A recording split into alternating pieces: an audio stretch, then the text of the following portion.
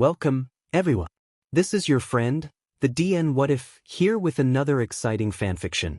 Today, we're diving into the story of What If Deku Became a Quirkless Genius? If you enjoy this video, don't forget to hit that like button and subscribe for more fanfiction content just like this. Now, let's get started with the fanfic. Izuku is never meant to be a hero. He's quirkless, working part-time to make up the gaps in his mom's pension plan. She has stage 4 cancer, and a combination of complications and stress means she has to stay at the hospital. Thankfully, the pension plan is fairly generous, which is definitely needed as his father had stopped paying child support as soon as he moved to America. The longer she remains in the hospital, the farther out of reach his dream becomes, and the more hopeless his situation feels. He clings to the little joys in his life. He transferred out of Aldra Junior High into an online school, so he could pick up more shifts at Muse Muffins. He continues to run around the city and chase heroes, as it's great exercise, which he needs to be doing now that his school is online, as his mom often reminds him. He keeps up with his journals and analyzing heroes, as it's the one consistent source of joy in his life. His mom had even encouraged him to take a class on ciphers at the local library, since it's free and a hobby that doesn't put him in danger, like hero chasing. Well, joke's on both of them, because if he hadn't been chasing Ingenium, he wouldn't have picked up the envelope that changed the trajectory of his life. The seal of the hero agency had been broken, and enclosed was a written analysis of the hero, the villain, and a couple of battle strategies. The letter had been signed by Ase Kagayaki, and when he'd done some digging, he found out that she was a professional analyst for Ingenium's agency. Izuku is never meant to be a hero, but he could be a hero to the heroes. He hikes his bag over his shoulder and steps into the hospital with a takeout cup filled with warm tea. Every Friday, he has a tradition where he visits his mom right after his shift and brings chai tea with him to cheer her up. "Hi, Miss Hananaku." At his greeting, the older lady looks up from whatever paperwork she was working on and smiles at him. "Hello, Midoriya. Here to see your mother again." Izuku couldn't help smiling back. While doctors and nurses mostly ignore him, he always got a kind greeting from the secretary working at the front desk. "Yep." He bounces on his toes as she types something into the computer. "There we go, all checked in. You remember where to go, right, sweetie?" "Of course, thank you." "You're welcome, young man. You have a good day now." "You too." With a wave, Izuku spins on his feet and hums a little tune as he enters an elevator. He keeps it up even as he gets dirty looks from some of the staff around him. Whenever he visits, he made sure he keeps his spirits high. Some part of him believes that if he makes his mom happy enough, she will be cured. "Hi, Mom." Izuku grins, and he moves to hold the tea with both hands as he shrugs his bag off his shoulder and onto a chair. He leans forward and lets his mom grab his cheeks, pull him close and press a kiss to his forehead. It's tradition. "Izuku." She smiles back at him, and then carefully takes the drink from his hands, taking a sip. With a satisfied hum, she turns away to set the tea down, before she bundles him into a hug. "You know you don't need to bring me anything." He basks in the hug, soaking up the warmth he feels. "I know, but I want to." She lets him go reluctantly, and picks her tea back up while Izuku scoots a chair closer and sits down. His mom's hair has thinned out from the treatments, and she is still pale, but the tea brought some more color to her face. Her eyes are bright and the bags under her eyes seem lighter than last visit, and he hopes that means she is getting better. "Well, I appreciate it very much. You are doing such a good job, I want you to know that." Izuku does his best to blink away the tears that gathers in his eyes. No matter how much she says it, he tears up every time. "Thank you, Mom." "No, thank you, Izuku," she says, having set down her tea to hold his hand. "Now, you tell me about your week." He starts rambling, never releasing his mom's hand. About the new career he wants, how the cats are doing at Muse Muffins, how he is still caring for the plants, and the new podcast he started listening to after he finished the last one. He listens to her ramblings about the new show she started watching, how she feels like she is getting better, and how she thinks one of the nurses has a crush on a doctor. He treasures these moments with his mom every week. For a few hours, the outside world doesn't matter, they just make each other happy. It took 2 weeks for Izuku to get over his nerves and finally put together an analysis. He chose to do an analysis of Midnight, since she's a fairly visible hero who is also a teacher at UA, so he could pull together all his notes from the past few years and he could hopefully get constructive criticism for his work. After he wrote and organized a multi-page essay in Japanese that he was proud of, he then encrypted it in a cipher that was a mix between a running key and a foursquare, and he may have gotten carried away, but he was having fun. Once he was done, he manually shredded the analysis in plain Japanese, and then boiled the shreds in water and poured that into the grass in a nearby park. His worried overthinking was passed down from his mom to him like the shittiest family heirloom. Thankfully for his anxiety, the drop-off goes smoothly. He wears a mask and covers his green hair with a giant hoodie, and walks in the post office like he was supposed to be there. He shuffles up to the counter, asks for the green manila folder to be deposited in Midnight's P.O. box, and leaves. The poor post office worker drinking out of a giant mug tells him, "Midnight wants me to say that you guys have got to stop dropping off essays the night before the due date." Kayama Namuri, the pro-hero Midnight, is this close to popping open a bottle of vodka. It's 2 on a Sunday, and she's grading papers through a pounding migraine. The notification from her phone that something was dropped off in her P.O. box did not help. Maybe Shoyuta was onto something when he docked points from students that submitted their papers after she decides to go and fetch the essay, hoping the fresh air would alleviate the migraine. She pulls her hair up, pulls a black coat over her ducky pajamas, and slips on a pair of ratty sneakers that she's had for forever. Deciding to keep her reading glasses on, she plops her phone and keys into her pocket and leaves the dorms. When she steps outside, the cool night air immediately soothes her pounding headache. The walk is pleasant, refreshing, and brisk, and exactly what she needs to lift her spirits after leaving red marks all over her students' papers. She gives a tired nod to Yashimura. She's been there often enough to know the night shift's name, and slogs to her P.O. box. The student had placed it neatly in a manila folder, although it looks like there are about 20 pages inside, which is definitely over word count. Her jaw drops when she opens the folder. That's not an essay. She thinks she's drunk at first, flipping through the pages. It's written in Latin letters, jumbled up into nonsense, and were those Greek characters? Sketches of Namuri's hero persona and equipment were scattered throughout, all neatly labeled in the same weird cipher. At the end, or beginning, is a cover letter, thankfully written in plain Japanese. To Miss Midnight, "Hello, I am Deku. I'm a new analyst trying to get into the industry, but I'm not attached to an agency and I don't have connections. So I've sent you an analysis of you, your quirk and fighting styles, for free. The analysis is encrypted for safety purposes with a unique cipher I came up with specifically for analyses. I got carried away with it, sorry. Hopefully someone at your agency or UA can crack it, or I can rewrite it in Japanese to deliver it in person. This might take some time as I have destroyed the original copy. Feel free to respond with feedback. I'm aware there could be mistakes or oversights. I'll be using the P.O. Box XXXX in Mizudafu. Right now I only deal in paper. I don't have the funds to get a secure system. Thank you for your time.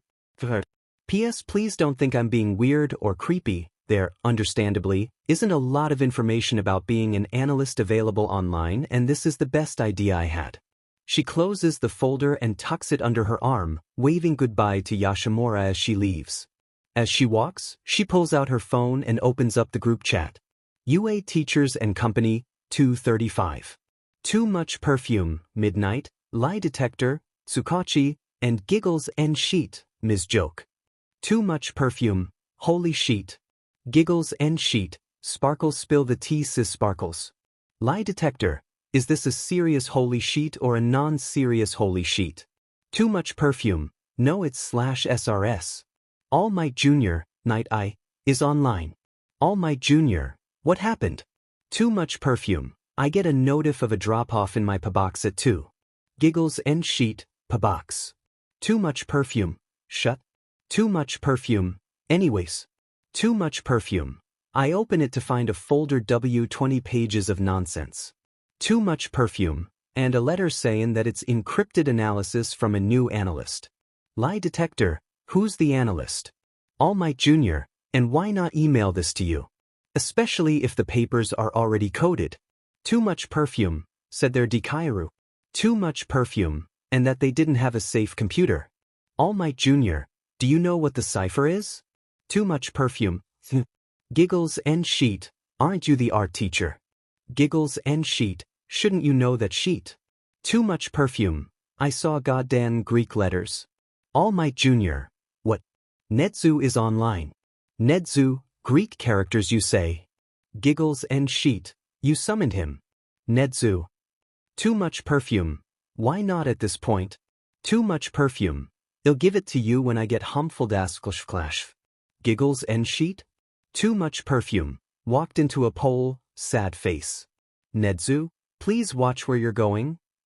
Nemuri rolls her eyes, pockets her phone and picks up the pace. When she pushed open the door to the teacher's dorms, Nedzu is waiting for her, sitting on a couch with his hands in his lap. She hands the folder to her boss, rubbing her forehead as the migraine starts back up. She was not looking forward to going back to grading. As she meanders back to her apartment, she hears her boss flipping through the papers. Fascinating. Have fun, boss. Thank you. By the way, you should take some sort of painkiller for your migraine. She grumbles, trudging up the stairs. She's absolutely going to get herself some vodka. It takes 4 days for Nedzu to get back to her. She is lounging on her couch, taking a break from the endless toil of grading by watching a few episodes of The Real Housewives of Yokohama. It's a guilty pleasure of hers.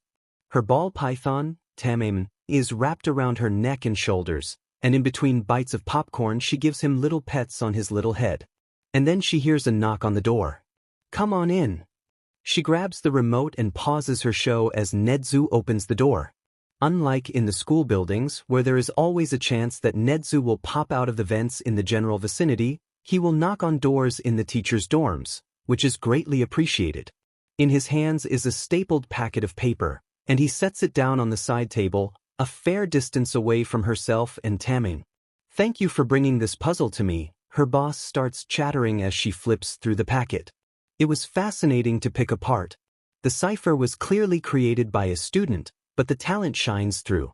A few tweaks and it could be unsolvable. Nemuri's eyes widen as she flips through the pages.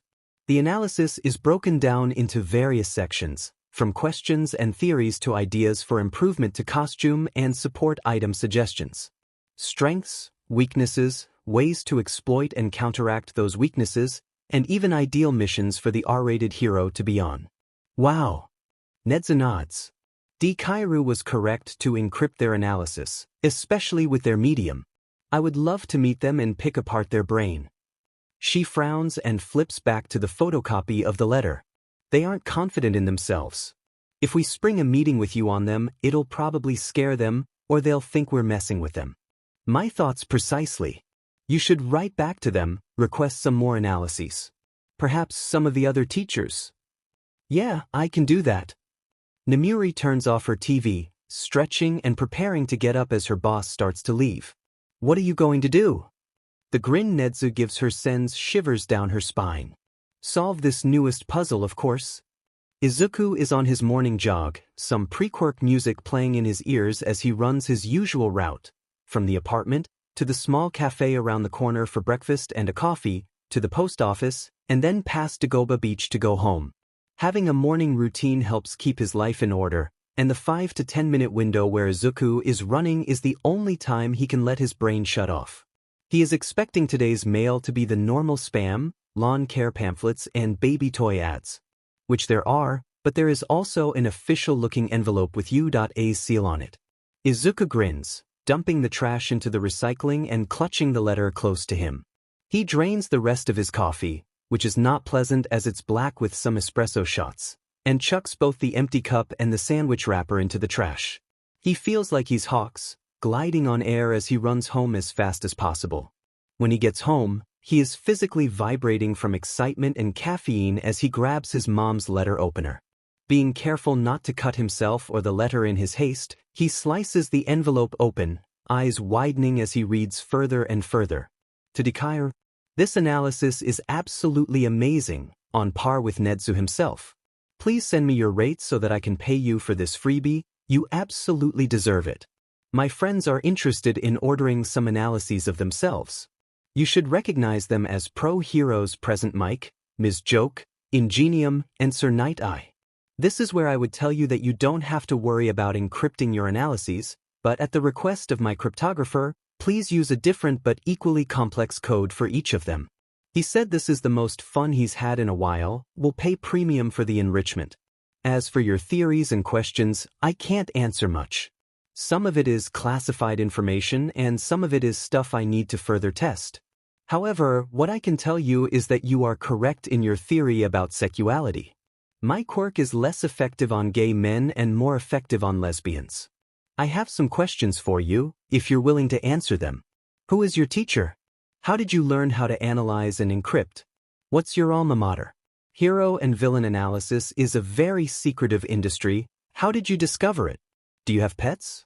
That last question is just for my own curiosity. Thank you for your talents. The R-rated hero, Midnight. Izuku flops face first onto his bed, presses a pillow into his face, and screeches. Responded and liked it. She said that his analysis is better than most pros. Comparable to Nedzu himself. And wants him to do more. After the adrenaline leaves his system, he realizes the first thing he needs to do is call his mom. He pulls out his phone, kicking his feet in excitement like a teen girl with a crush.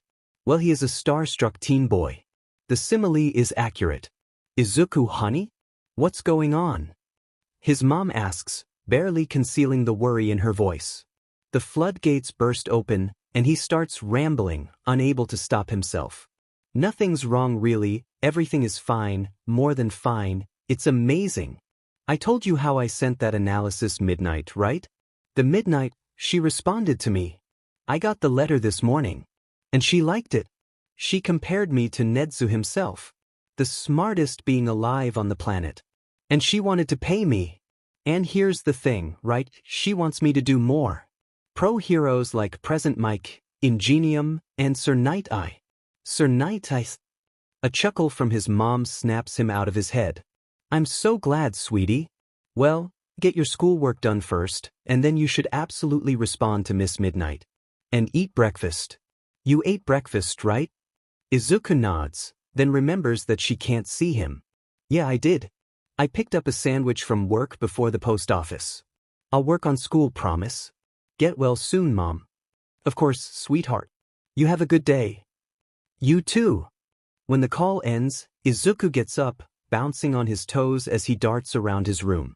He pulls his precious notebooks off their shelves and flips them open to the various passages dedicated to Sir Night Eye. He lays out blank pages and starts writing. He has a long night ahead of him. It's the middle of her lunch break when Nemuri gets the notification for her P.O. box. UA students are free to use the art classroom for their projects, as long as they are supervised by a teacher. Nemuri is the only art teacher who is willing to sacrifice her lunch break, so she is sitting at her desk and scarfing down a sandwich while a few students paint something. It definitely isn't for her class given the realistic style, but it isn't anything alarming, so she didn't bother interrogating them. The sound of a WHP crack echoes through the classroom, and Nemuri shoves the rest of her lunch in her face, G around her desk until she grabs her phone. When she sees that the notification is for her P.O. box, she looks up at her students, who are all staring at her in some sort of phase between fight or flight and confusion. Can one of you be a dear and fetch something for me? She asks, rifling through her desk's drawers to find her keys. One of them sticks their hand in the air. Tomito, a second year in support, if she remembers correctly, she recognizes faces, not names. I can. After finding her keys, she tosses them to the student, who clumsily catches the key ring. Head to the post office next to campus and collect something from my P.O. box. If you explain that I asked you to get something for me and show them the keys, they'll show you where it is. Bring it back, and don't look at what's inside. Got it? The kid nods and skedaddles. She wonders who exactly Dikairu is to be able to reply so quickly. How much time did they have on their hands? Surely they have a part-time job, right? Or university. Deciding that grading is a more worthwhile use of her time than speculating, she pulls a folder of essays from her bag and starts covering them in purple sparkly ink. When she looks back up at the approaching footsteps, the student is returning with a manila folder in their hands. "Thank you very much, darling," Namuri says sincerely as she accepts the folder. "Here, have a sticker." She believes in rewarding students for good deeds, in a way that won't impact their grades and cause students to try and make up for failing tests or missing assignments by running errands. The stickers are a very simple but effective solution and never fails to bring a smile to a student's face. Case in point, the kid smiles widely when she hands them a cat sticker. Namuri leans back in her seat, opening up the folder to reveal a single letter, thankfully written in plain Japanese this time. To Miss Midnight, "Thank you for the compliments. I'm honored to be compared to Nedzu himself. My current rate is 6,000 yen per document. You really don't have to send me money for the freebie, would defeat the purpose of being free, but I do request being paid up front. I don't think you'd rip me off or anything like that, but it's more fair for me to ask everyone to pay me up front than to selectively ask certain pros. Not that I think certain pros would rip me off or anything either, it's a peace of mind thing. I'd be honored to write those analyses and provide enrichment to your cryptographer. If you don't mind me asking, is your cryptographer Nedzu? If not, you don't have to tell me their name, I just want confirmation on a hunch I have. I don't have a teacher or anything like that, I've been studying heroes for basically my whole life. You should have seen my first analyses, they were written in crayon and just amount to, so cool. My school isn't notable, it's very no-name. I found out about the analysis industry when I picked up an envelope during one of Ingenium's fights. Before then I had no idea that my little hobby could help people. No pets, but I have an extensive plant collection and have befriended the local raccoons. Thank you for your response. The newest analyst, Deku. She frowns as she takes a picture of the letter, sending it straight to Nedzu. They are smart enough to clock her boss's involvement, yet they are asking for less than minimum wage. They're insecure, feeling the need to justify receiving payment up front and downplaying their talents as a little hobby. They are still in a school of some sort, which makes their response being in the middle of the day really odd. Perhaps online, or perhaps they sent it earlier that day and it just now was delivered to her P.O. box. The more pieces she gets, the more confusing the picture becomes. The Big Cheese 1221. Just got this in my break IMG attachment. How interesting. They appear to be quite young, still in university. The fact that they have not heard of the industry through their university eliminates the major heroics and support universities. We're gonna pay him 30 times that, right? She swears she can hear Nedzu's terrifying laughter echo through the vents. Izuku wakes up the next day with a crick in his neck as a result of laying over his notebooks. Thankfully, his papers are all dry, he's a drooler, but the coffee pot he had grabbed from the kitchen is empty. It's simply inconvenient to refill a mug over and over while he's in the zone. One of these days, he's gonna take the whole coffee maker and brew directly at his desk. Ignoring the mess he made last night, he drags himself through his morning routine. Watering the plants, putting water in his face, running the dishes, making himself look somewhat presentable for whatever time it is, he doesn't bother to check. Putting in earbuds as he does one-footed hops across his living room to slip his sneakers on, he successfully leaves for his morning jog without falling on his butt. By the time he ran to Muse Muffins, he's coherent enough to order his breakfast and coffee. He starts skipping as he runs, hope under his heels as he runs to the post office. It's only the next day, so he doesn't want to get his hopes up, but he can't help himself. When Izuku enters the post office, he can't tell if it's a good or bad sign that the receptionist stares at him with wide eyes. He doesn't pay it any mind until he opens the box, and 5 envelopes fall out, all from different hero agencies.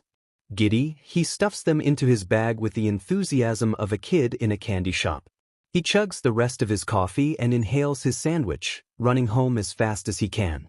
He slams the door to his apartment, nearly knocking over some of the plants as he plants his butt on the couch to finally open the envelopes. It takes every ounce of self-restraint to not tear the envelopes open like a rabid animal, and instead use the letter opener like a normal human being. To Deku, for just breaking onto the scene, you're amazing. The analysis you did for Midnight was rockin'. I'm excited to hear your thoughts on myself and my quirk, so I've already sent payment. It may be a bit overrate, so just consider the excess a tip for your awesome work. Midnight also wanted me to tell you that you were correct. She does produce more gas from her quirk after she starts sweating. And she wanted me to send you this picture of her pet snake. Put your hands up. The voice hero, present Mike. To Deku, congrats on making a grand entrance into the industry. You're the first analyst to impress Nedzu in a very long time. You and your alma mater should be proud. What school did you go to? Personally, I hope your amazing mind was at Ketsubatsu, although I'd be a little sad that I didn't see you if you did. I may have paid a bit over asking, but you're selling yourself short. Consider it a tip, and maybe a bit of a bribe for the info on your alma mater. Have a laugh today. The smile hero Ms. Joke.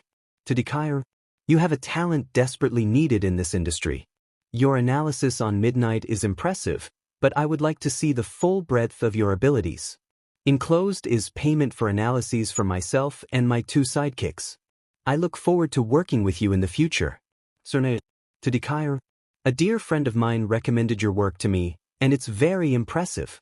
For how much time and effort must have gone into your work, you are selling yourself short. Please accept a generous tip on top of my payment. I may be a speed hero, but don't feel like you have to rush. I look forward to what you send me. The turbo hero, Ingenium. To Deku, am I a dog?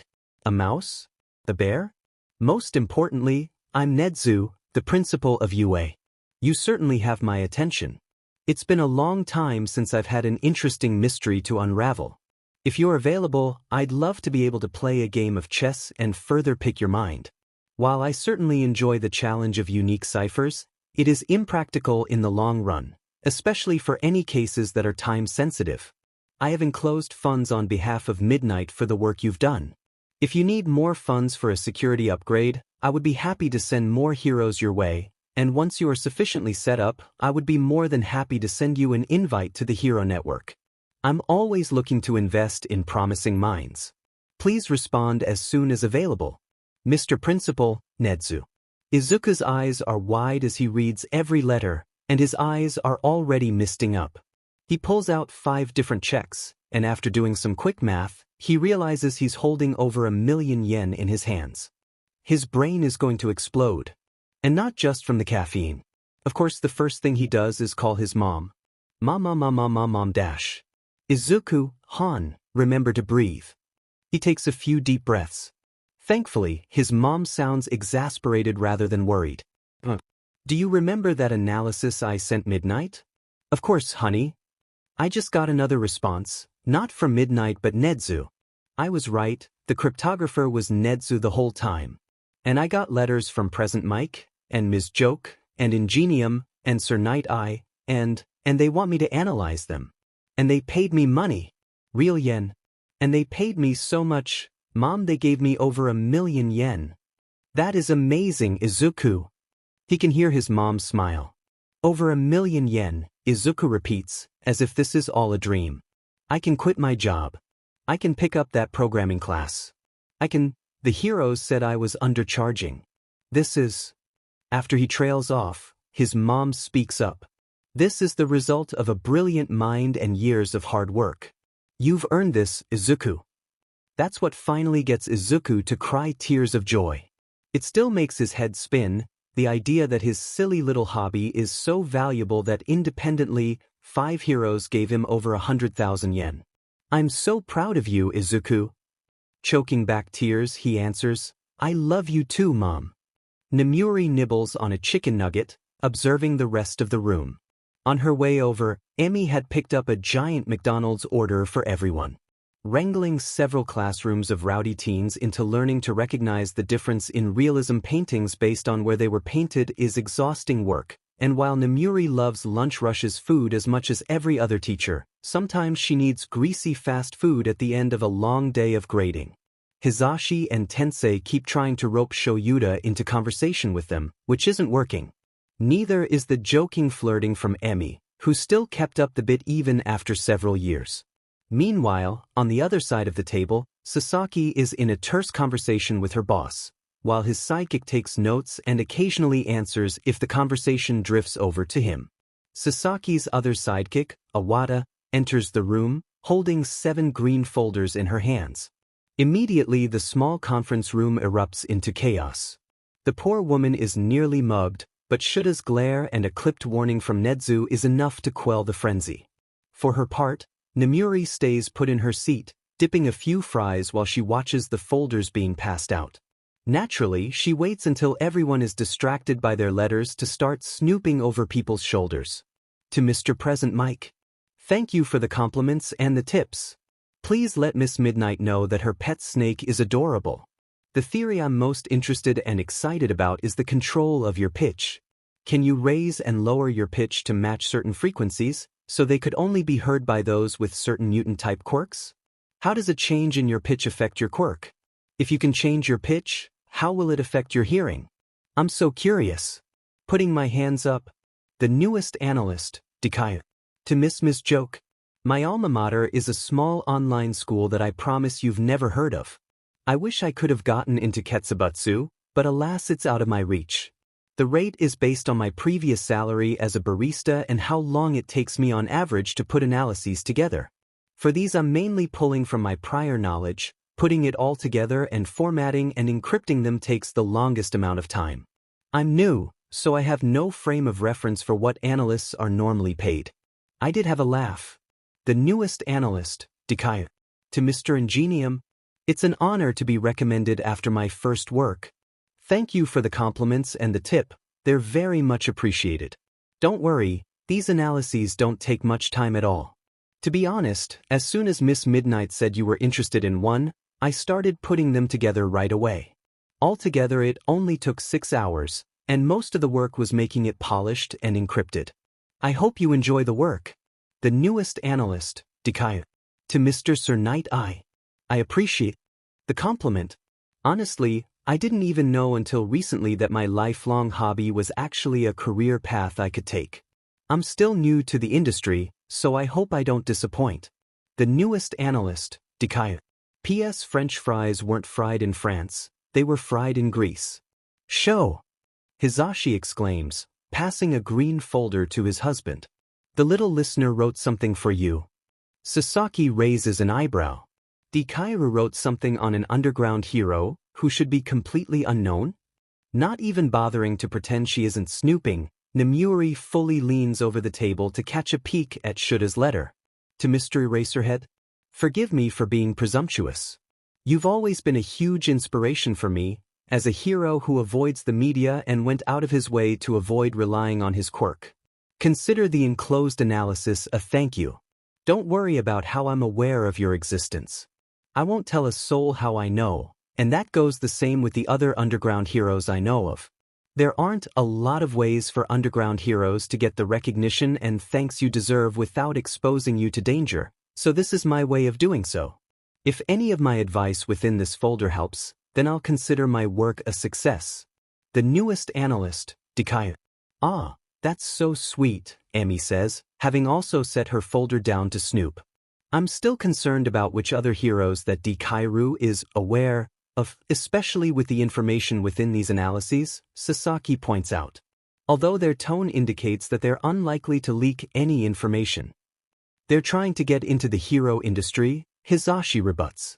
And they aren't in any more or less danger than the analysts at the Night Agency. Any further arguing about Deku's knowledge is cut off by Nedzu's cackling. She swears that she can feel the temperature in the room get colder as everyone shivers in fear. Ohoho! Interesting indeed. With just a little bit of looming dread, Nemuri scans the letter that her boss was sent. To Mr. Nedzu. If you would permit me a guess, I presume you're a hybrid between an albino ermine and a capybara. I would be happy to play a game of chess, once I familiarize myself with the rules of the game. Otherwise, my strategy game of choice is shogi, and I'd be more than happy to play a game of shogi with you. By the time you have finished decoding the analyses I've sent, forgive my presumption that this will take more than 4 days, I should have my security upgraded. As a new face in the field, I am unaware of what the industry standard is as far as softwares and firewall protections are concerned, so I'm working with the industry standard for cybersecurity. I am always open to recommendations and am looking forward to the Hero Network invite. I'm honored to be called a promising mind by yourself. The newest analyst, Deku. I don't think the villains are the ones we need to protect Deku from, Juzu mutters, continuing to lean away from her boss. She can't help but agree as she watches Nedzu continue to cackle. To Deku, am I a dog? A mouse? The bear? Most importantly, I'm Nedzu, the principal of UA. I'm very interested in you, Deku. I haven't been able to figure out your identity yet, and I'm very curious. It's the first interesting game I've had in a while. You have certainly caught my attention. At some point we should meet up for a game of chess. Only once you're ready, of course. I have a suggestion for you. You are very dedicated to security, which is commendable, but there are cases that can be time-sensitive and need an answer quicker than an envelope in a P.O. box. What you should get is a Hero Network account, in order to access information and send analyses easier. Every pro hero has one, and it's all safely encrypted, so it's safe to send analyses over. Please let me know your HN number once you have one. I'm very excited to continue this game. Mr. Principal, Nedzu. P.S. Everyone is excited to see sushi. Hawks. P.P.S. You should be charging 16,000 yen per hour. Ms. Joke. P.P.P.S. Your puns are quality. Sir Knight. Izuku's jaw dropped as he sat at the cat cafe. He had taken a morning shift at the cat cafe, since one of the other part-timers was sick and couldn't come in. Since he didn't have time to open the letter before work, he elected to do so during his break. He could technically quit working at the cafe, but working there was nice. It had a nice atmosphere, and the customers who came were nice and rarely ever got on Izuku's nerves. Besides, the cats would miss him, and he couldn't do that to them. Still in shock, he tucked the letter back into the envelope and the envelope back into his bag. Getting up, he simply went back to work, pushing the letter to the back of his mind. The revelation could wait until he was off the clock. UA Teachers and Company, 2:19 p.m. Deku, Izuku, added Deku to UA Teachers and Company. Deku, lie detector, Tsukachi, eraser dad, eraserhead, McChicken, Hawks, Nyum, Ingenium, too much perfume, midnight, take names kick butt, Miruko, giggles and sheet, Ms. Joke, Nedzu, put EM up, present Mike, and All Might Jr., Sir Knight I, are online. Too much perfume, Deku-chan. Erasered, not that I'm not glad to see you, but how the F did you get in here? Deku, smiley face. McChicken, that's terrifying, thank you. Deku, anyways there isn't enough PQ Media refs to satisfy me. Deku changed lie detector's name to Pink Panther. Deku changed McChicken's name to Falcon. Falcon, but am a hawk? Deku changed Nyum's name to Silver the Hedgehog. Deku changed Too Much Perfume's name to Anya Amisova. Anya Amisova. What it's a ref to, but I love the name. Deku changed Take Name's Kick Butt's name to Jacked Bugs Bunny. Deku changed Giggles and Sheet's name to Captain Jack Sparrow. Deku changed Put EM Up's name to Fuss Roda. Deku changed All Might Jr.'s name to Dr. Strange. Fuss Roda. I don't get most of these references. Deku, don't worry, I'll educate you, smiley face. Eraser dad. Why is my name left alone? Deku, it's already perfect. Anya Amisova. Speaking of which, Anya Amisova changed Deku's name to Deku-chan. Deku-chan, I am OKW this. Falcon, it was inevitable. Deku-chan, oh I'm so tempted. Silver the Hedgehog, to do what? Eraser dad, problem child. Deku-chan, I'ma do it. Silver the Hedgehog, do what? Deku-chan changed Nedzu's name to God. Eraser dad, oh no. God, it is a pleasure to meet you, Deku. Deku-chan, a pleasure to meet you too. I can't play chess in person, but I know a private server where we can play online. God, it would be my pleasure. Falcon, speaking of which. Falcon, I demand a pic of sushi. Deku-chan, oh. Deku-chan, majesty.png. Deku-chan, this is sushi and she's a brat but I love her. Anya Amisova, oh my god she's adorable. Anya Amisova, kiss her for me. Captain Jack Sparrow, she's a cutie. Fuss Roda, my heart. Fuss Roda, it's melting. Silver the Hedgehog, art. Falcon, Audi. Jack Bugs Bunny, art. Dr. Strange, speaking of which now that you're here, Deku. Doctor Strange. There's a case I need you to go over. Of course. Send me the deets and I'll take a look. Dikairu-chan. OMG, my PMS are exploding. Fuss Roda. I may have shared your HN number when you joined the chat. Dikairu-chan. You know what, I don't mind. Dikairu-chan. But I do need to go do my job. LMO chapter text. From that day, Dikairu's popularity exploded. Not among the public, analysts don't get that sort of popularity in the public eye. No, among the Hero Network, Dikairu was gaining traction. He got asked to do analyses on everyone from the Wild Pussycats to All Might himself.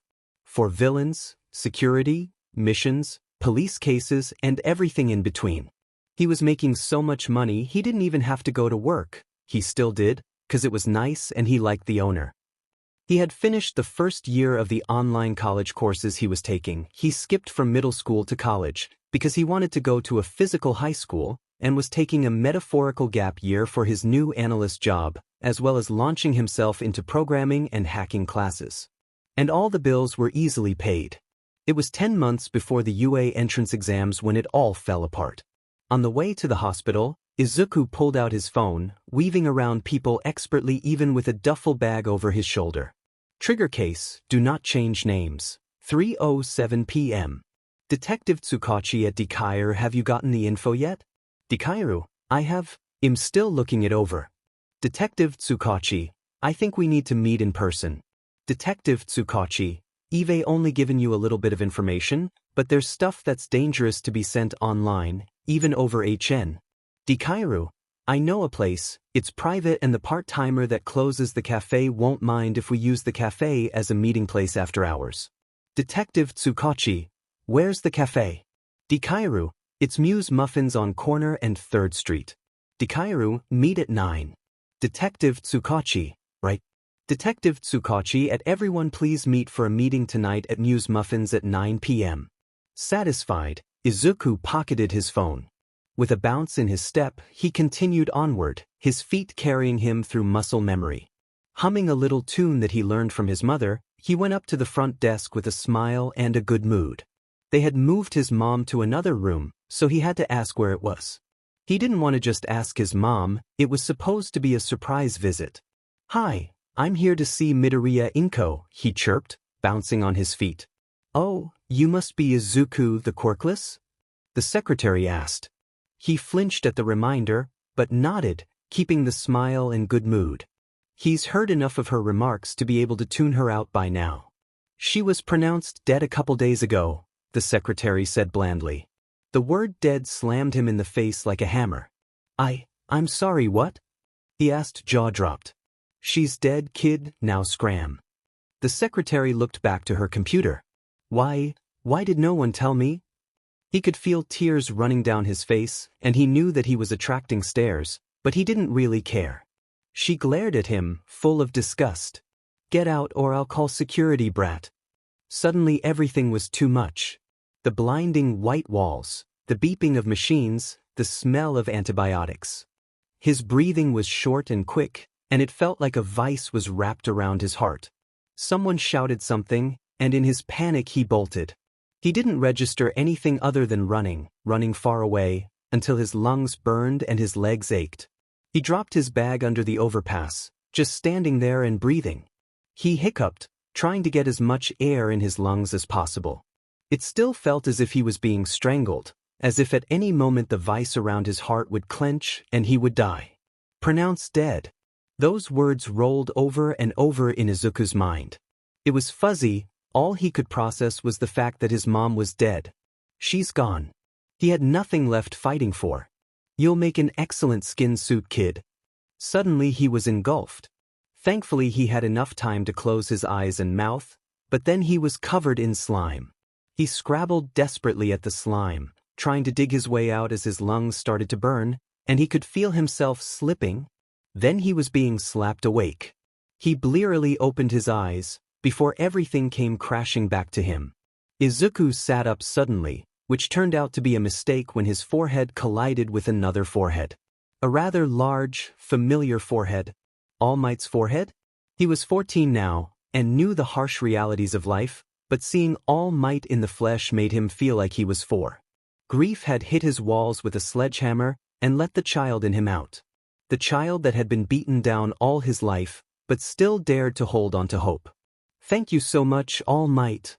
He scrambled to stand up, taking a few bows. His bag was plopped back onto his shoulder, and he almost blue-screened at the fact that his childhood idol had put his bag on his shoulder. "It's no problem, kid." All Might laughed heartily, the sludge villain in a soda bottle shoved into one of the pockets of his cargo shorts. He picked up his groceries again, and Izuku gave into his impulses and dared to hope. "Wait, All Might," he shouted, running up to the man who was leaving. "Just one question. I've got to go." All Might boomed, getting prepared to leave. He had a stupid idea. A really stupid idea. But he didn't really care. Hope had stoked the ashes he thought were extinguished long ago, and he really didn't care if he lived or not, so he did it. "Kid, you've got to let go," All Might shouted. It only registered to Izuku that he was now up in the air, clinging to All Might's leg. "If I let go now, I'll die," Izuku shouted back. They landed on a rooftop, and he stumbled a little, the weight of the duffel bag heavy on his as he looked over the city, All Might behind him. It suddenly occurred to Izuku how incredibly stupid that was, yet adrenaline still coursed through his veins. He didn't know whether it was the fact that his mother was dead or almost dying to the sludge villain that left him without FS to give, but it was incredibly freeing. He turned around at the sound of steam and saw a skeletal man. He resembled All Might, but he was so much smaller. "Small Might? All Might? Is that you?" He sighed wearily, the kind of sigh that you make after staying up 3 nights in a row working. Not that Izuku would know from personal experience, definitely not. "Yes, it is me." "But Izuku just gestured at Small Might. "Unless your quirk is a transformation-type quirk and not an emitter-type quirk like everyone assumed." Before he began to start mumbling, Small Might raised a hand. "No, I'll explain what actually happened." He raised his shirt, exposing a nasty-looking injury. "I got this from a villain fight 5 years ago. Toxic chainsaw?" Izuku asked. "You really know your stuff, huh, kid?" Small Might chuckled, then shook his head. "No, this was from a fight that was never broadcasted. This injury limits the amount of time that I can spend in my hero form. Most of the time I look like this."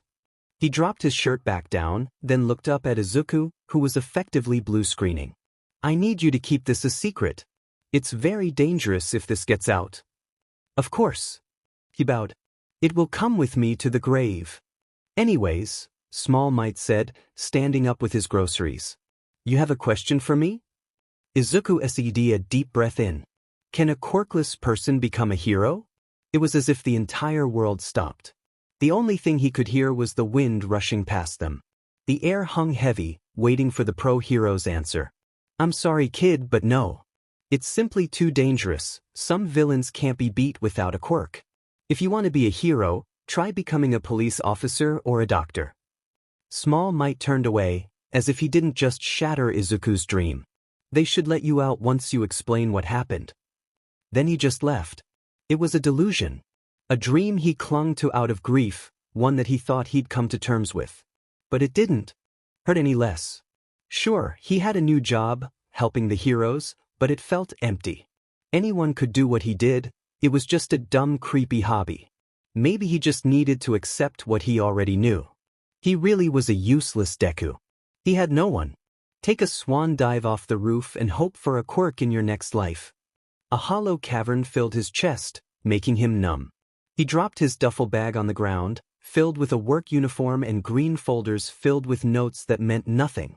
He took a few steps, closed his eyes, and let himself fall. Kigo flew around lazily, gnawing on chicken drumsticks as he scanned the rooftops. He normally wasn't in Mizudafu, but the commission had sent him to look into a couple of things for them. And as their little lapdog, he complied. They wanted to know what would spurn All Might to become a teacher at UA and who Deku was, the mystery analyst. Kigo had his suspicions, of course. About Deku, he had no clue about All Might. The man didn't even have a teaching license. From what he could infer, Deku was around the same age as him, if younger than him. He had a part-time job that he mostly relied on to pay the bills. He had a cat that he sent pictures of. Her name was Sushi and she was adorable. He was a massive nerd, especially of pre-Quirk era media. And he was smart as hell. Hawks liked the guy, but the commission wanted him under their control. Anyways, he wasn't lazily flying over Mizudafu for a break, although these chicken drumsticks were delicious. No, he was trailing All Might. He just landed on a rooftop with a kid clinging to his leg, and just deflated. There was steam, and then he was smaller. Skeleton Might? Small Might? Whatever, the commission would want to know about this anyway. He shook a couple of feathers out, moving them down to the rooftop. He missed the explanation that Small Might gave the kid, but did catch the kid's question. Can a quirkless person be a hero? Oh, that was a loaded question. He crossed his fingers, hoping that Small Might wasn't going to say what he thought he was going to say. I'm sorry kid, but no. God damn it, Small Might. He tuned out a little to what the old-timer had to say. He just left the kid there. After a villain attack that Kigo had previously trailed him from. He's not that good of a hero anyways, just showing up, dealing with the problem, and leaving. At least Kigo knows to stay behind and make sure the civilians are alright and get them medical attention before continuing on patrol. He moved his hand up to his earpiece, about to get in contact with his handler, when the kid dropped his bag. And started to walk. Kigo moved before he could think, adjusting his bucket of chicken drumsticks to tuck it under one arm and diving. His blood had run cold, and the only thing he could think was, please don't be too late. The kid had stepped off.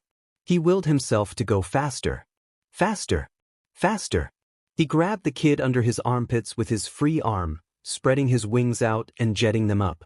The kid had only fallen a few meters at most, but that was too many meters for his liking. He pulled the kid close to him, maneuvering carefully back onto the rooftop, away from the edge. The kid's eyes were wide open in shock, so Kigo took the time to really look at him. He was short, probably around 11 or 12, and yet the bags under his eyes were the biggest he's ever seen. His eyes were a brilliant green, but they were dull, lacking the spark of life. His curly green hair was a mess, like he had dragged his head through mud. He wore a t-shirt that just said, shirt, and gray cargo breathes, with red high tops that looked scuffed in the sense that he'd had them for a long time, but clearly cared for them. Kid, Kigo said gently, trying to project calm and not the absolute panic he really felt. He was briefed on a lot of things in the commission, but someone about to jump was not one of those things. He was on his own. You're Hawks. The kid's eyes were wide. Oh my god, you're usually not in Mizudafu. So I took you away from something important? I'm so sorry dash. Hey kid, calm down, he said, his hand still gently holding the kid's wrist, loose enough to be reassuring but there in case he tried to jump again. It's fine, I really wasn't doing anything important. Besides, you're important. The kid shook his head. I'm not. I'm sure that's not true. He gently tugged on the kid, and just flopped onto the ground. Come here. Let's just talk. The kid was nervous, but sat down. He stretched a wing out, using the bright red appendage to bring the kid closer in a pseudo-hug, wrapping around him like a blanket. The kid leaned into the touch, melting against the hero's side. After a few tense moments, Kigo decided to grab another chicken drumstick. You want some, kid? He asked, starting to gesture with the drumstick. I got these from this really nice place downtown dash. The drumstick flew from his hands, bouncing across the concrete and eventually skidding over the edge. He pouted. My chicken. The kid burst into giggles. Kigo was grinning despite the sacrifice of his drumstick for the kid's amusement. It was relieving to see that he could still laugh despite being about to jump. He just met the kid and he was getting attached. Kigo is Efet. What's your name? He asked. I can't just keep calling you kid. The kid sobered up, curling up further like he was protecting himself. Midoriya. Midoriya Izuku. All right, Midoriya. What's wrong? He was hesitating, holding back tears and practically biting his bottom lip hard enough to bleed. Talk to me, please. I can't help you if I don't know. Kigo, number 12 pro hero, was not above begging. If you knew, you'd leave, like everyone else, Midoriya muttered, shaking his head. Kid, Midoriya, I promise that nothing you said could be so bad that I'd leave, Kigo said, trying to reassure the kid. The words processed in Midoriya's head, and he seemed to be psyching himself up for something. After a few moments, he blurted out, I'm quirkless. All the pieces fit together. He knew the statistics. He knew the bullying and suicide rates were absurdly high. But Kigo didn't really want to call attention to that, especially since the sentence right before that was, you'd leave like everyone else, so he did the next best thing. So, he shrugged, pulling the kid closer. I'm not going to leave you just because you don't have a quirk. Midoriya stared at him wide-eyed, tears watering already. He flung himself at the hero, clinging to his jacket as he sobbed.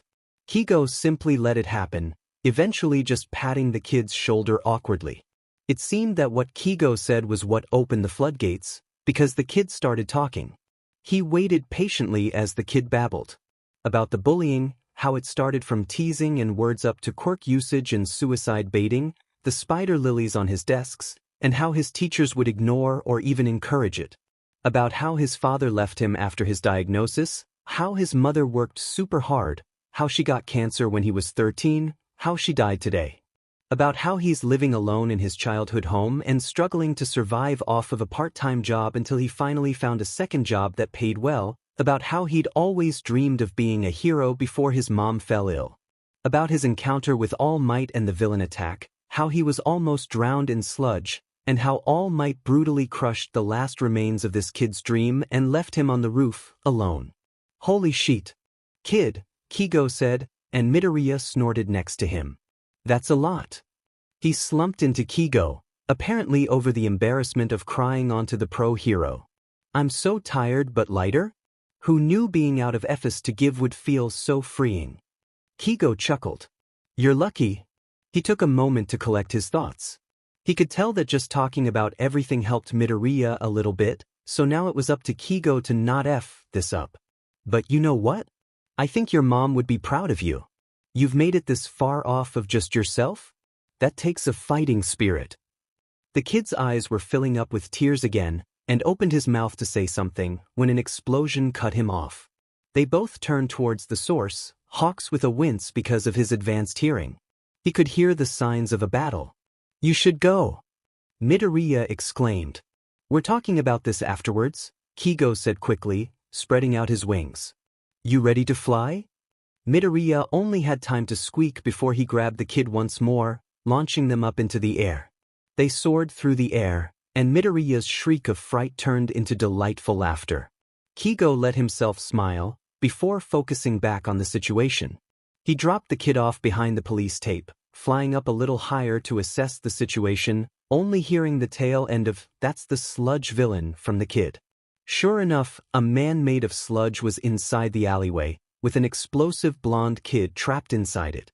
Backdraft and Kamui Woods were working to keep the crowd back, and Death Arms and Empty Lady were just standing there. Kigo was detaching his feathers when he heard a war cry. Midoriya ducked under the police tape, leaving his bag behind and grabbing a rock off of the ground. He slung it at the sludge villain's eye, hitting it dead on.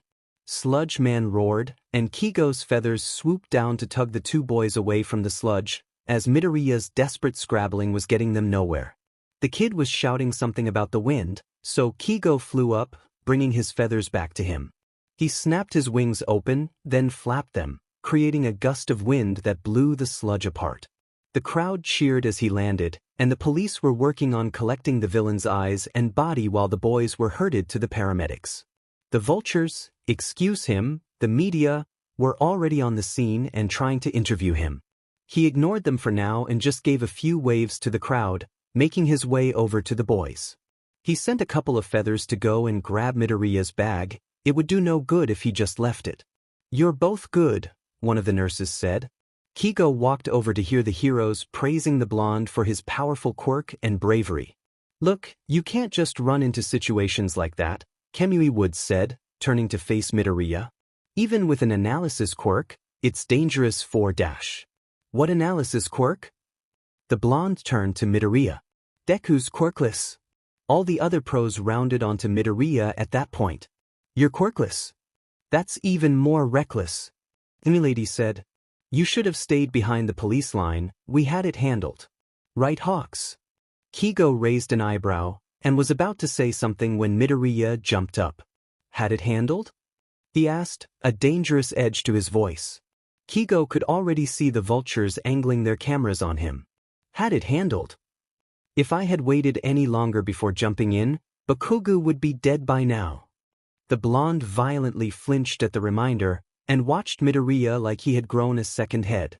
I didn't even need a quirk to figure out that having a rock thrown in your eye would be painful. You are fully trained professionals, how were you not able to figure out something? We were waiting for someone with a better quirk dash. Death Arms was cut off by Midoriya continuing to rant. Someone with a better quirk? Is that your excuse?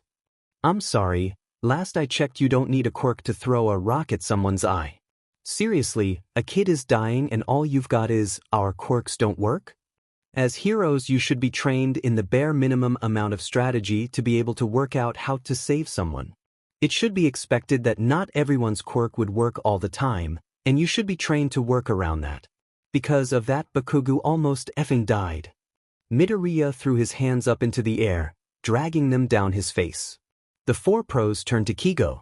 He shrugged, knowing what he was about to say was going to set the media on fire. The kid's right. I may have used my wings to blow him away, pun intended, but his quick thinking bought me the time to pull them both to safety.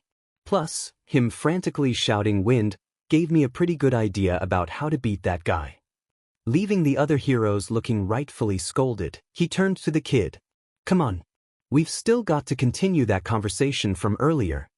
Midoriya groaned, but picked up his duffel bag. Kigo let out one last wave for the crowd, before grabbing him and lifting off into the sky. This the right place, kid? Kigo asked, landing them in front of a cat cafe. Muse Muffins, he noted, the cat cafe that he had to meet at. Midoriya nodded, opening the door. The cat cafe was surprisingly empty, except for the cats wandering around. It was a nice place, a mix of tables and beanbag chairs. The walls were painted a pleasant light pink, with other pastel colors mixed into the place. Kigo could smell pastries and coffee. A young lady was leaning on the counter, but she looked up from her phone when they both entered. Midoriya! She exclaimed. Hara-san was getting worried when you were late? Hawks! While the young barista started fangirling over Kigo, something that will never not be funny, an older woman came out from the kitchen. Midoriya!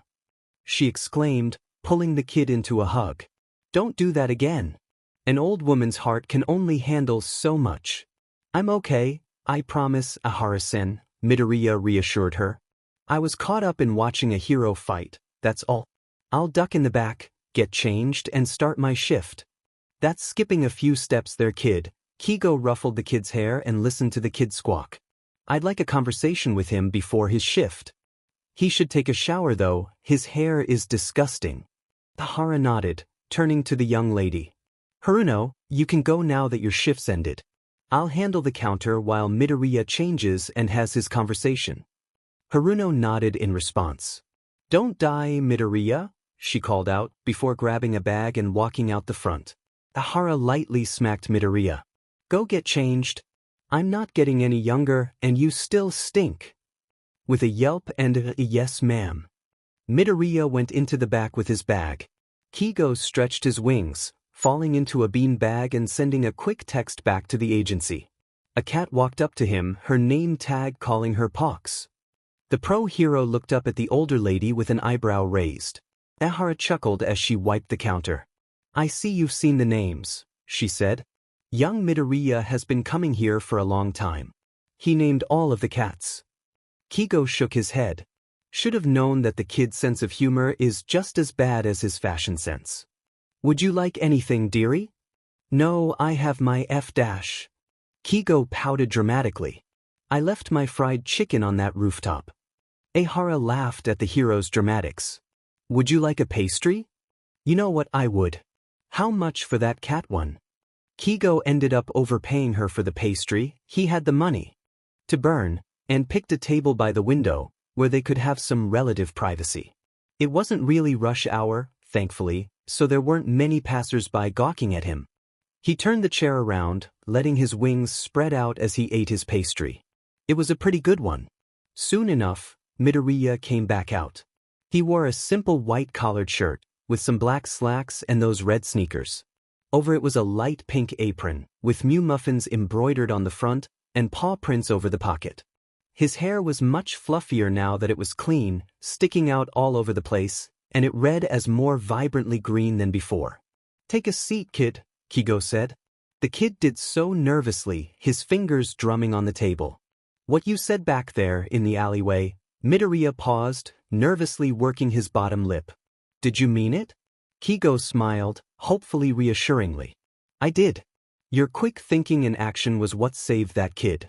Now, it was reckless, I'm not going to lie. But you saved him."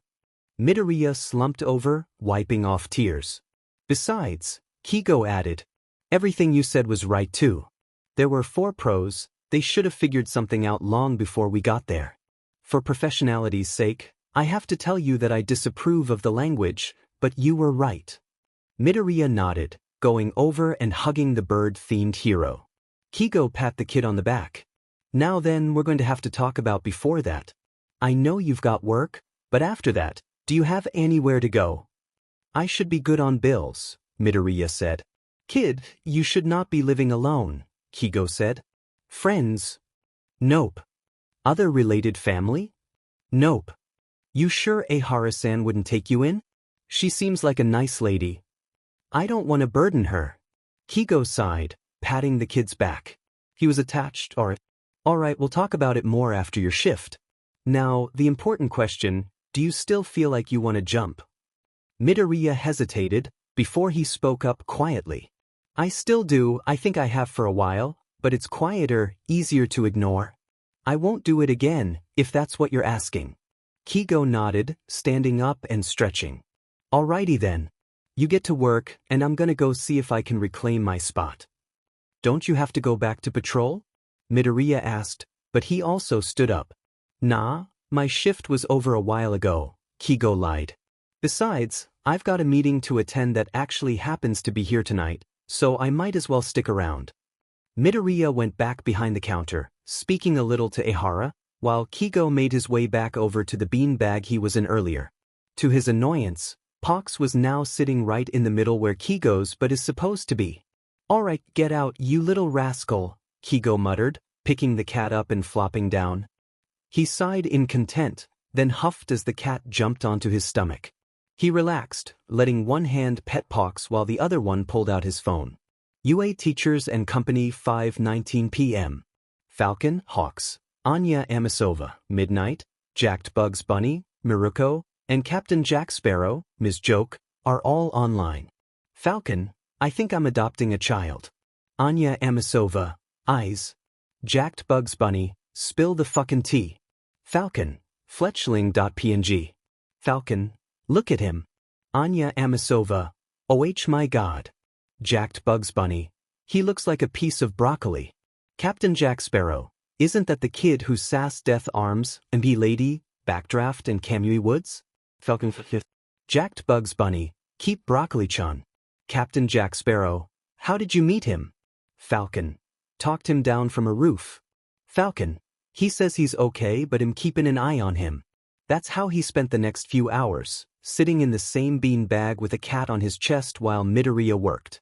There were customers who would trickle in occasionally who wanted a selfie with Kigo, but he made it very clear that he was not moving. To Kigo's amusement and the kid's embarrassment, there were even a few people who wanted a selfie with Midoriya. First to come in of the hero meeting were Aizawa, Yamada and Kayama. All being from UA, it made sense that they would come in at the same time. "Hello little listener," Yamada exclaimed, already cooing over Midoriya. Midoriya gasped. "Present Mike, Midnight and Eraserhead?" Everyone looked at him. "You recognize me?" Aizawa asked, one eyebrow raised. The kid started to ramble, but Kigo chose to ignore it as Pox started kneading biscuits in his chest. He opened one eye when Kayama dropped down next to him. "Broccoli-chan is certainly cuter in person," she said, wiggling her eyebrows. Pox just rolled his eyes and smacked the hero. Next trickled in the detective and Ida, who were talking amiably about something or other as they entered the cafe.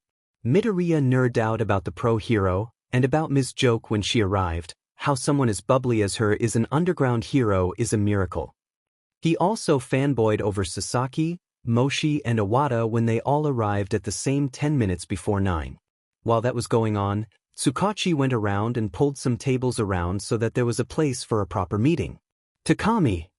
Kigo groaned as Tsukachi spoke up. You're going to have to actually sit at the table. I can't move, he responded. It's illegal. I'm the chosen one. Yamada snorted, then moved over to pick up Pox, who let out an offended meow.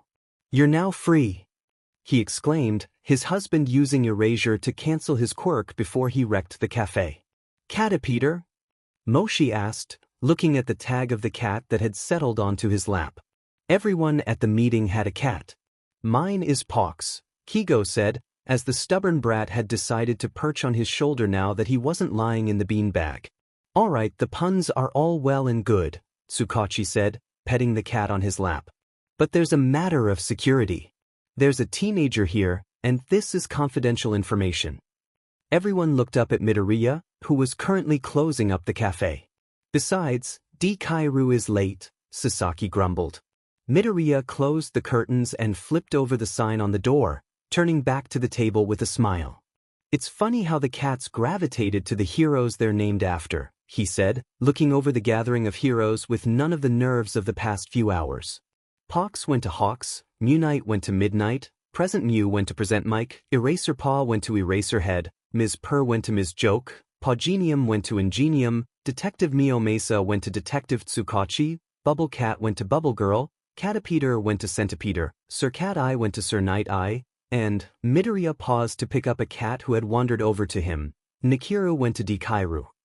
The silence was so thick, you could hear a pin drop. Shoyuta raised an eyebrow, silently assessing the kid. He was covered in scars, running up and down his arms. He had bags under his eyes, and his emerald eyes, which had previously been full of brightness and innocence, were now hard with the look of someone who had seen too much.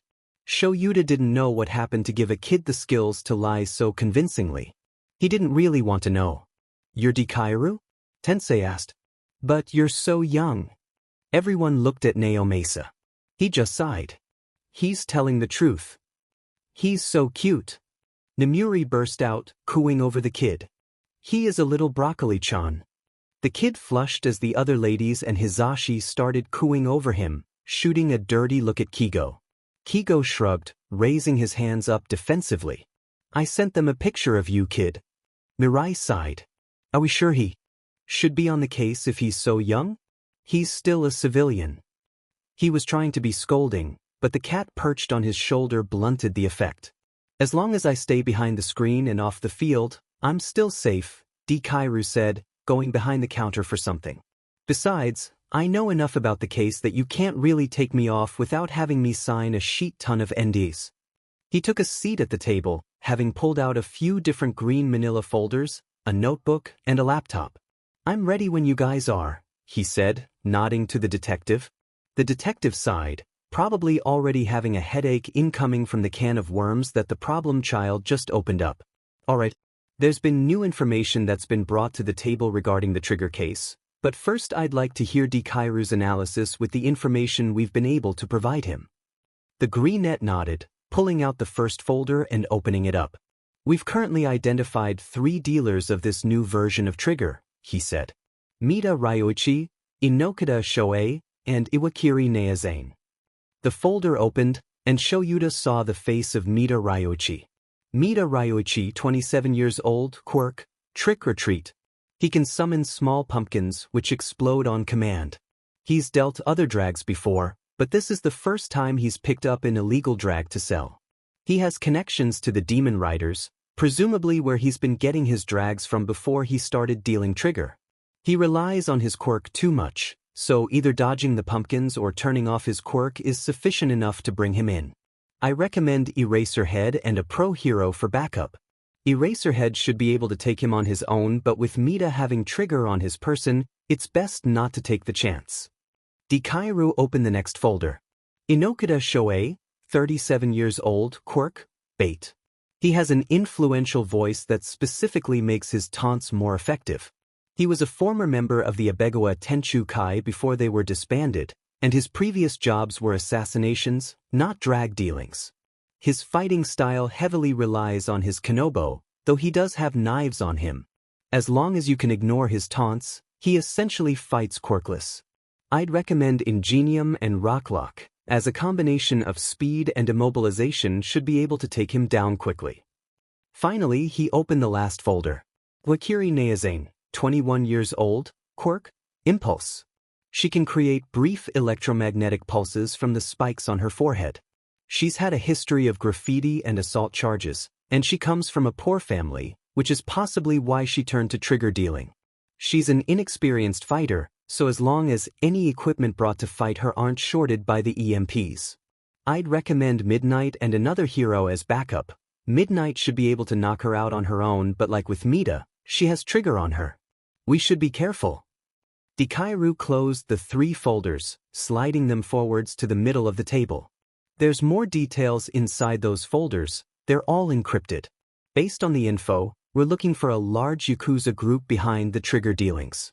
One large enough to offer enough money to tempt the poor, notable enough to catch the attention of other former Yakuza members, and with enough influence to reach into the underground pharmaceutical business. I have a short list of 50 Yakuza groups here. He opened his notebook to the page he was talking about, but without information, that's where I'm at. They all looked at each other, and Nao Mesa pulled out the 2 pages with the Yakuza lists. Mirai cleared his throat, speaking up. We've got video footage of a 4th dealer, he said, opening his laptop. We're hoping you could possibly identify him and the person he was meeting with. I'll take a look, Dikairu said, opening a blank page to his notebook. He nodded to Mirai, who played the video, and then started muttering faster than anyone could make out. Everyone looked at each other, just kind of watching as Dikairu started to write while he muttered, completely focused on the footage. Shoyuta watched as Dikairu opened a new tab, searching for light blue and purple crystals. He then wrote down Tanzanite, flipped to the police database, and started searching for quirks that produced Tanzanite. Hojo-yu, he said, turning the laptop to the other pro heroes. Quirk, crystallize. He can summon Tanzanite crystals all over his body, although they're worthless on the general market. He had a previous affiliation with the Keshirobo, a quirk crystal trafficking group. It could be that the Yakuza group saw that he was dropped by the Keshirobo and saw an opportunity to get another dealer. What about the other person? Shoyuta asked, one eyebrow raised. The conclusion the kid reached in only a few minutes was impressive. He could see Nao Mesa taking notes. Dikairu turned the laptop back to him. This was the more difficult part, as the person was completely in the shadows. They could only see a small silhouette that the camera could pick out. He didn't seem daunted though, instead porting the footage into some sort of video editing software. He cranked up the contrast, and the silhouette of the figure could be more fully defined. Mimic, quirk, mimicry, Dikairu muttered, continuing to write. The general manager of the Shai Hasaikai. Are you sure? Mirai asked, looking back over the footage. I'm sure, Dikairu said, pulling back his list of Yakuza organizations from the detective. With a pen he managed to pull out, he circled the entry that said, Shai Hasaikai. The Plague Doctor mask is a dead giveaway, along with the short stature. So we're taking on one of the older and also more influential Yakuza groups? Nemuri asked.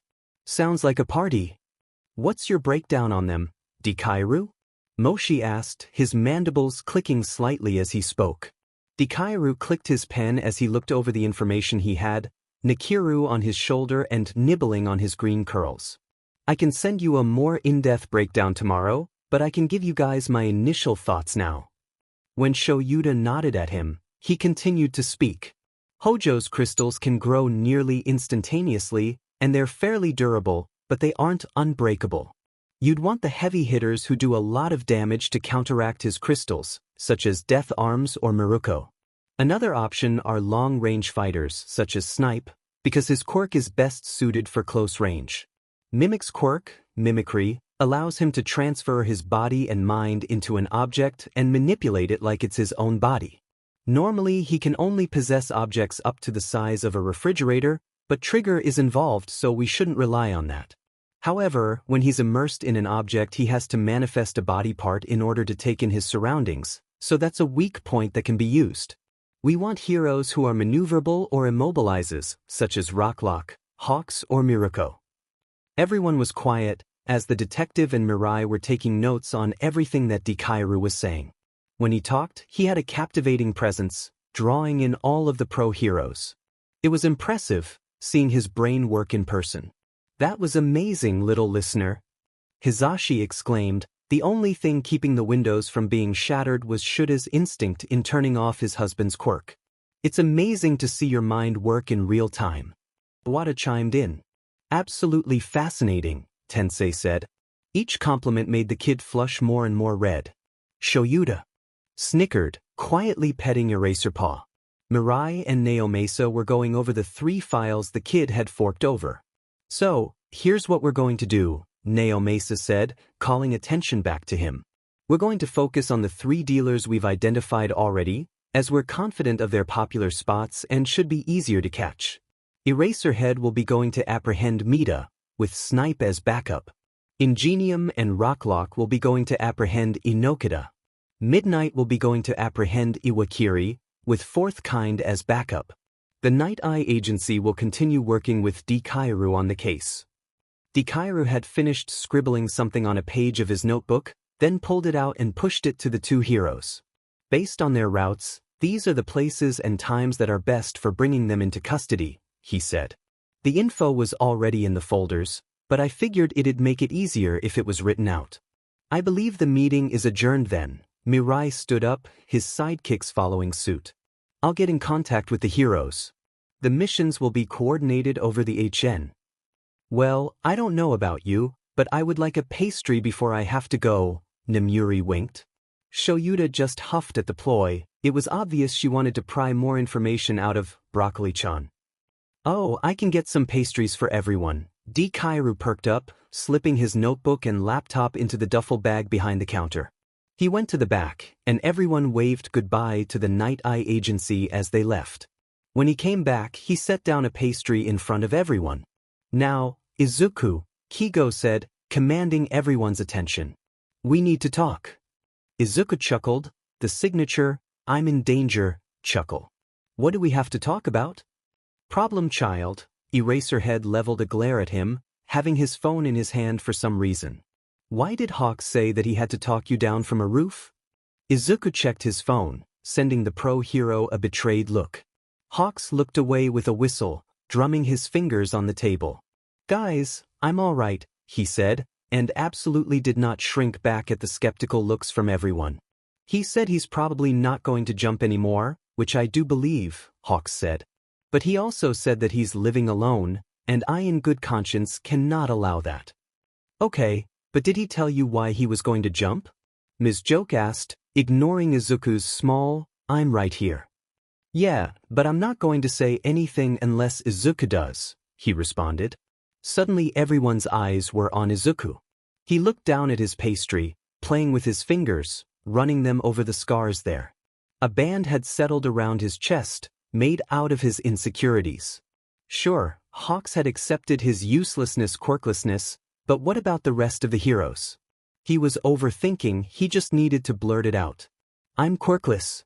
The silence was thick, almost suffocating. He kept staring at his hands, not wanting to look up at the heroes he admired, seeing the disgust or pity on their faces. He traced the scars on his arms, remembering how he got them. Shame, guilt, disgust, grief all coiled in his gut, tears starting to water up in the corners of his eyes. Izuku stood up, the screeching of the chair cutting through the silence. I'm sorry, he choked out, I'll just go dash. He squeaked as he was grabbed, being pulled into a hug by the person right next to him. Present Mike, his brain helpfully supplied. He could hear other chairs moving in the background, and he felt more pairs of hands wrapping around him. Before he knew it, he was in a massive group hug. Present Mike was holding him from the front, Ms. Joke from the back, Midnight from the left and Ingenium from the right. Eraserhead had put one hand on his shoulder, and Hawks had glomped onto the hug, wrapping everyone in his wings. Izuku sniffled, letting tears roll down his face silently. He pulled back after a few moments, wiping the tears off of his face and taking a big bite of pastry. He was still tucked into present Mick's side, Ms. Joke on his other side. Everyone else moved around to the front, picking up their pastries and continuing to eat. Midoriya, you're amazing, Ms. Joke said, getting some nods from the other heroes. Seriously, we were all sure you had some sort of analysis quirk, but the fact that you do that by yourself is impressive. Never meet Nedzu, Eraserhead grumbled. You'd take over the world. The UA teachers all shivered collectively at the thought. Hawks ruffled his hair, and Izuku squealed a little. Seriously though, you're a genius. And challenging those pro heroes? That was FNG amazing. Seriously, you gave no F's. Midnight wiped a fake tear from her eye. Truly inspiring. Izuku shrugged. That was more of a today thing. That should be an everyday thing. That was appealing, Present Mike said. Izuku smiled as Present Mew rubbed the side of his face. Thanks, guys, he said as tears slipped down his face at the praise. He heard praise more often from the pro heroes, but on bad days like today, it really brought out the Midoriya genes. Oh, don't cry, Broccoli-chan, Ms. Joke said. Izuku chuckled, wiping them away. It's okay, they're happy tears. Speaking of which, we should talk about something, Detective Tsukachi said, frowning down at his phone. Is this true? He presented the phone screen to Izuku, who scanned it. It was a set of private DMs between the detective and Hawks, explaining the fact that his father had fed off and his mom just died. Ugh. Izuku shot a look at Hawks, who looked away and started whistling innocently. No. Detective Tsukachi gave him a disappointed look. Anyways, the kid needs a place to stay. Izuku started sputtering as 5 heroes shouted, Dibs! Said 5 heroes started bickering about who was going to take him home. Izuku was slowly going more and more red, scooting over to where Eraserhead and the detective were speaking with each other. Eventually, Eraserhead activated his quirk, and everyone quieted down, turning to the 2 men. Alright, first of all, I'm taking Midnight out of the running for foster parent, Detective Tsukachi said. I know you'd make a great parent, but CPS would never sign off on that, and I'd rather not have a lawsuit. Oh fine, Midnight pouted but sat down. Anyways, I think you're all missing the point. Detective Tsukachi turned to Izuku. He should choose. Izuku blanched, and all of a sudden was met with 4 heroes doing their best impression of puppy dogs. His inner fanboy was freaking out, but he managed to stutter something out without making a complete fool of himself. Can I come back to that tomorrow? Do you have a place to stay? Eraserhead asked gruffly, concern thinly veiled in his voice. Izuku nodded. Yeah, being Dekairu allows me to pay the bills. Really, I'll be okay. What if someone moved in with you? Hawks said, his wings vibrating. I know that the others can't just drop everything and try to rearrange things, but I don't have an apartment, and I needed a hotel room anyways. I'll stay the night, make sure everything's okay, and we'll figure it out from there. Everyone nodded, although Eraserhead looked at Hawks a little suspiciously. Your safety is our priority, Detective Tsukachi said. I'm okay with it if you are, Izuku. Yeah, and if you don't want Hawks to stay over, one of us can, Ms. Joke said. I'm gonna be here for the next month for the raid anyways. I'm already just crashing at Namuri's place. No, Hawks is okay, Izuku said, swinging his duffel bag on his shoulder. Hawks put his hand on his shoulder, giving him a reassuring smile. We'll figure this out, alright? Izuku looked up at the faces of his friends, giving him reassuring smiles, and smiled in return. Maybe everything will be alright. Kigo subtly checked out the apartment, following after Midoriya. It was small and homely, pictures of him and presumably his mom hung up all over the place. The couch had a couple of crocheted blankets and was covered in cat fur. Papers were strewn all over the kitchen table, and the kitchen was messy but physically clean. There were hand towels with little frogs embroidered hanging on the stove, possibly a gift from a coworker. The first door he saw was closed, with an All Might nameplate that said, Izuku. A very loud meow drew his attention, and he zeroed in on the calico cat coming from the kitchen. I know, I'm sorry, Midoriya said to her as she sat down in front of him and started meowing. I'm getting you dinner now. Kigo flopped on the couch, letting his wings spread out as he listened to Midoriya getting sushi. He assumed she was sushi, her dinner. There was a surprising amount of plants in the apartment, pots holding various ferns and flowers. I didn't think you'd have so many plants, he commented idly. Oh, we didn't, 'cause no one would be at home to water them, Midoriya responded from the kitchen, and he could hear the kid prepping something. But ever since I transferred to online school, my mom insisted that I get a whole bunch of plants. She said that keeping the windows open and having a bunch of plants would make sure I got fresh air. Do you want some water? If you're offering. Kigo scanned the spread of papers on the coffee table. They were all written in some sort of code that he couldn't understand, probably his analysis as Dekairu. He recognized a picture of Snipe. What's this? Midoriya came over with 2 glasses of water, sushi trailing after him. Oh, Snipe commissioned me for an analysis on him. It's mostly finished, I've just got to clean it up and make it readable. He hummed, taking a glass of water and scooting over on the couch. Midoriya sat down next to him, and he stretched out one wing, draping it around the kid. Sushi jumped up, climbing over his lap and settling right between the two, purring contentedly as Kigo took off one glove and started scratching behind her ears. This is sushi?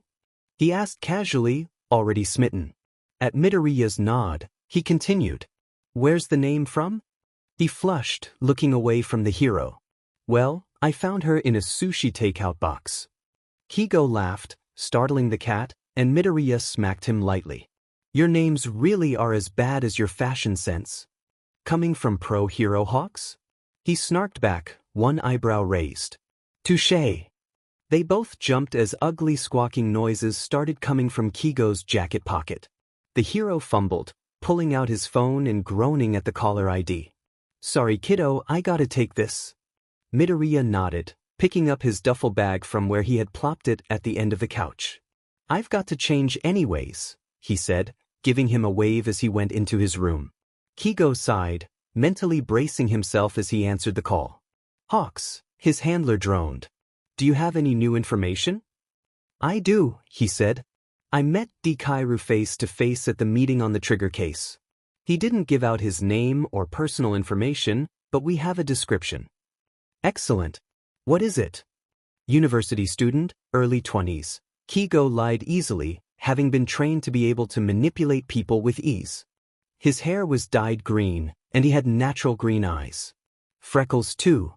That does fit the profile we've constructed, his handler said. Any information on All Might?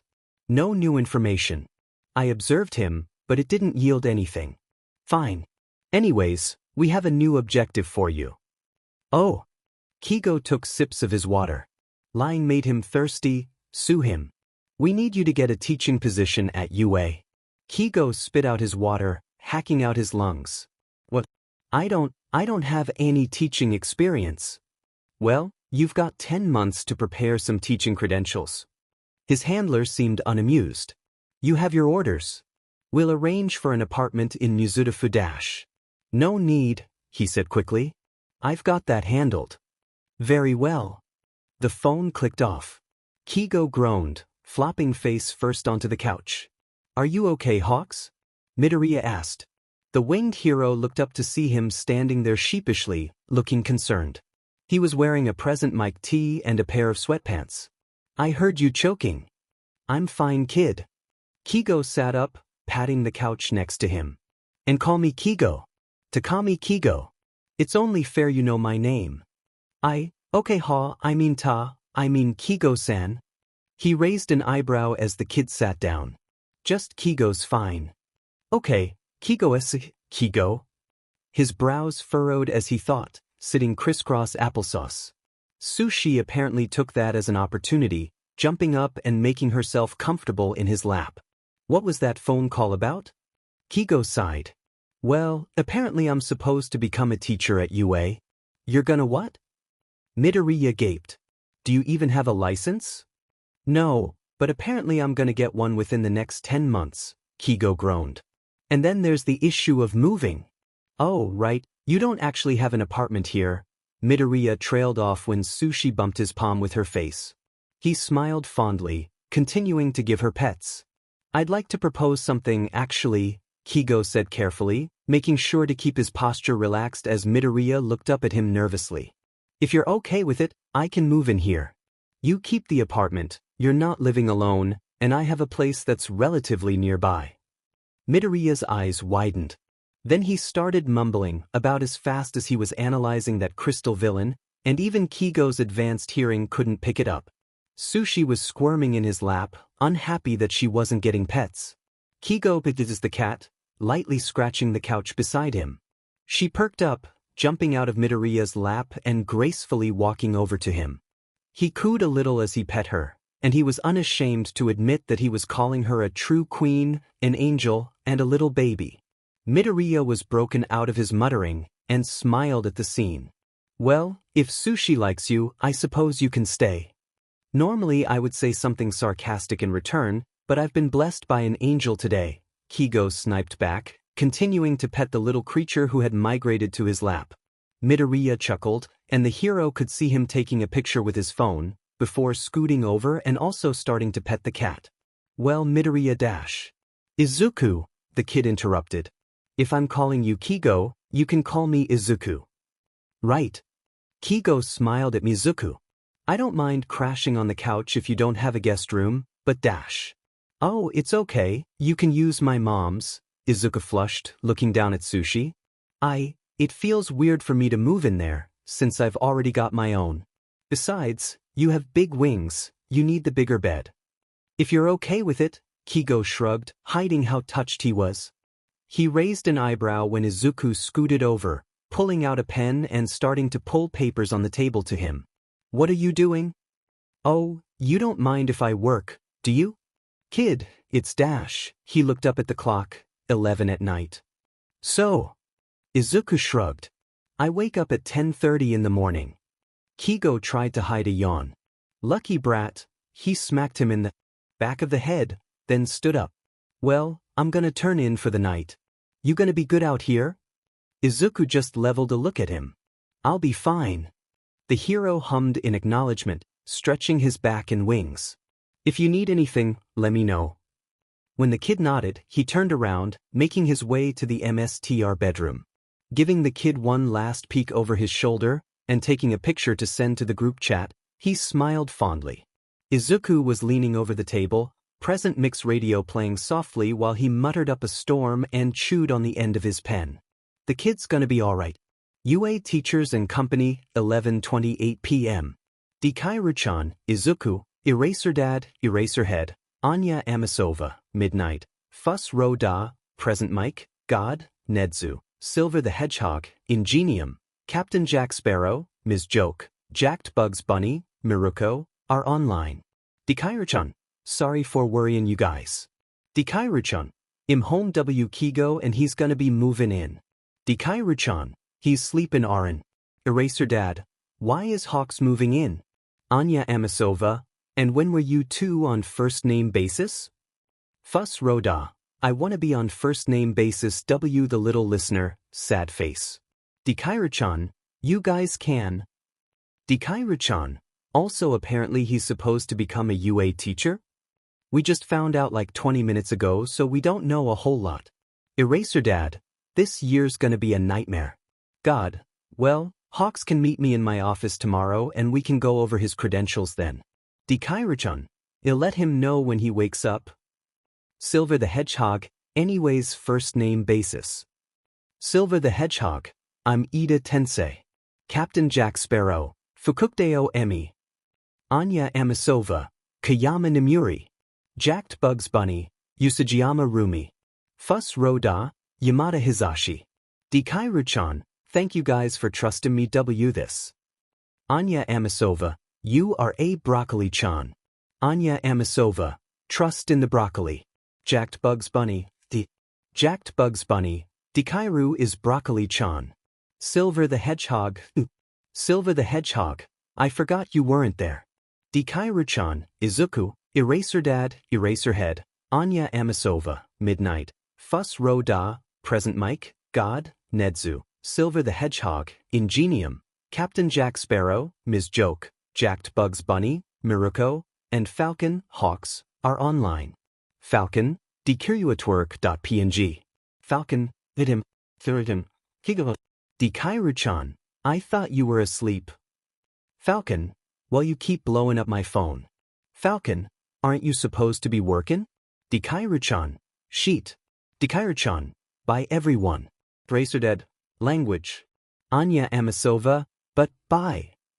Captain Jack Sparrow, bye. Fuss Roda, goodbye little listener. God, see you tomorrow Dekairu. Anya Amasova, fear. Sane UA teachers, 11:43 p.m. Nedzu, there's been an interesting development. Cementos, what's going on now?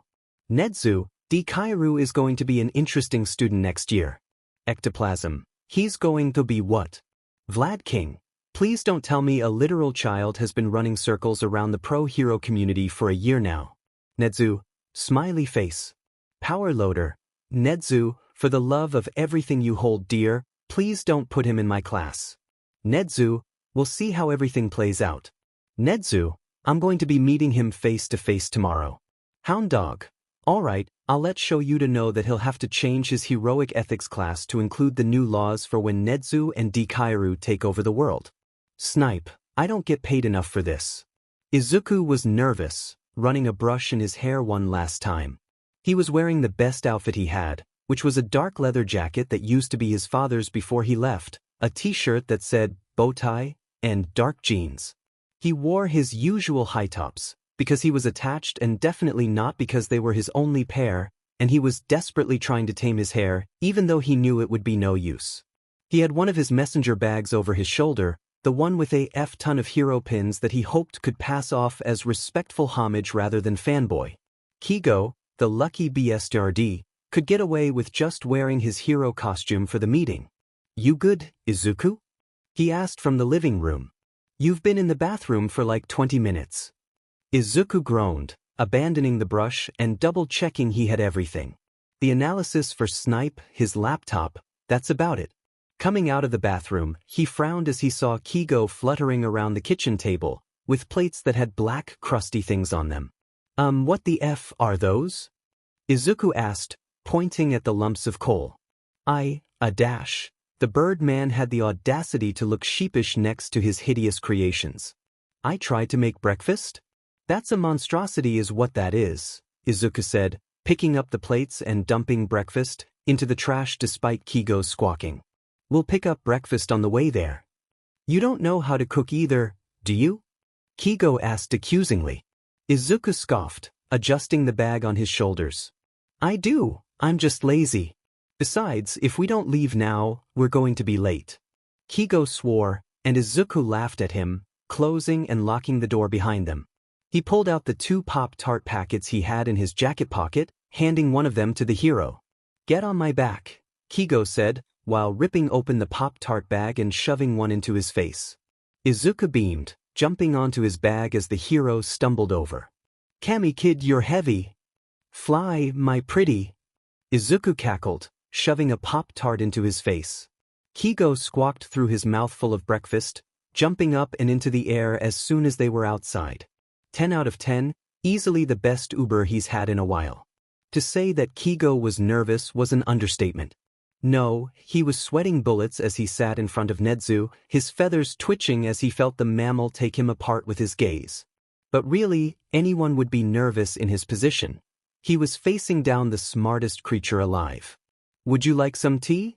Nedzu asked, pouring into 2 teacups. Peppermint tea is very good for nerves. Of course, I would love some. His wings twitched as he took the cup from the mammal's paws, taking a careful sip as if it might hurt him. The hero wouldn't put it past him. It was clean. And delicious.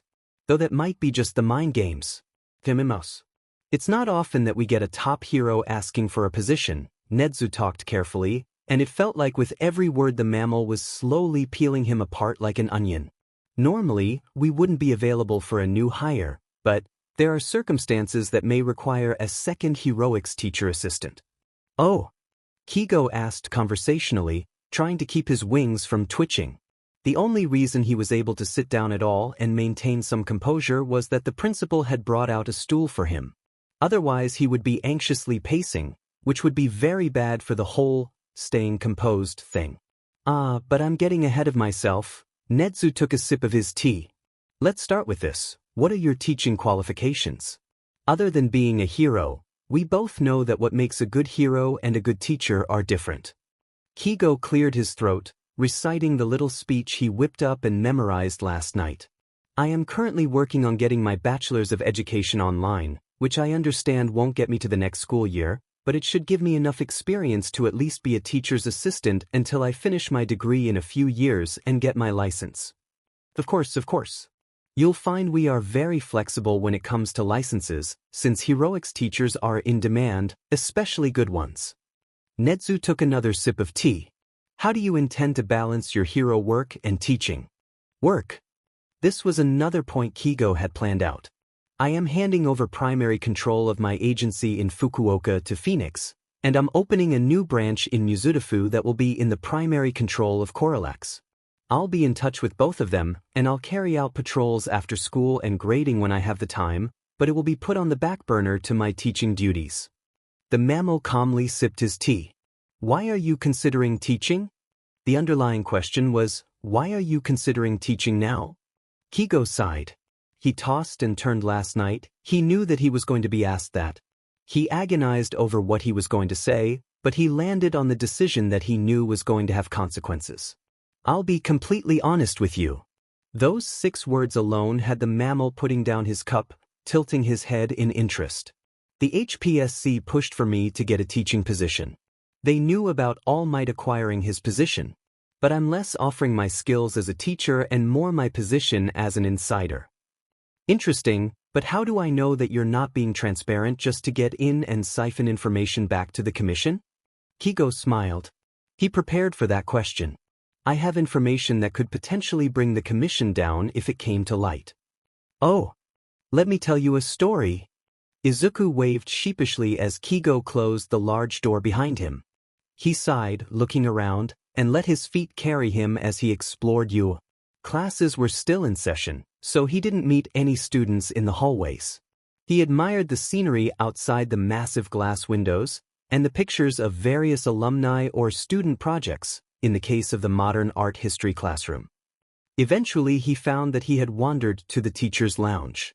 He briefly debated going on in, but came to the conclusion that he didn't care enough. Ever since yesterday and being left alone on the roof, Izuku found that he was simply out of FS to give. It doesn't help that he's had a pulsing headache for the past 3 days. He slowly opened the door and peeked inside. He still had manners, thank you very much. Aizawa-san, because he had first name approval but it felt weird to use still, and Vlad King were sitting next to each other at desks, presumably doing paperwork, while Power Loader was doing his paperwork in a desk a row across from them. Kiyama-san, Snipe and Lunch Rush were standing around the coffee maker and chatting. Aizawa looked up first, being the underground pro, and just grunted in acknowledgement at Izuku's presence before going back to his paperwork. Vlad King didn't even look up, presumably just trusting Aizawa, and Power Loader looked up. His entrance didn't even disturb the conversation happening around the coffee maker, which from the sound of it was a very heated argument about student shipping. He wasn't going to touch that with a 10-foot pole. Excuse me, who are you? Power Loader asked, bringing the attention of Vlad King and the heroes around the coffee maker. Of course, Kiyama-san just squealed. Broccoli-chan. She ran over and pulled him into a hug. Izuku flushed bright red as he felt his face squished against her chest. It's so good to see you again. I didn't expect you to be here so soon. Yeah, Kigo's meeting with Nedzu right now. He pulled back out of the hug, so the heroine slung an arm over his shoulder and dragged him to the other heroes. Broccoli-chan? Lunch Rush asked. Out of the corner of his eye, he saw Power Loader coming over too. Oh. Izuku threw open his bag, pulling out the green folder and holding it out to Snipe. This is yours. I know I could have sent it over the HN, but I figured I could hand it to you directly since I came to UA in person. Wait dash, Snipe opened the folder, flipping through the pages. You're Dekairu? Oh Cammy, it's true, Vlad King muttered. I thought the rat was pulling our leg. Power Loader shouted. Yeah, I am. Izuku scratched the back of his head nervously. I didn't tell anyone my age, obviously. I didn't want to discount my credibility dash. I thought we told you this. It obviously just makes you more impressive. Kiyama-san exclaimed. No, you didn't, Izuku said, adjusting the strap of his bag.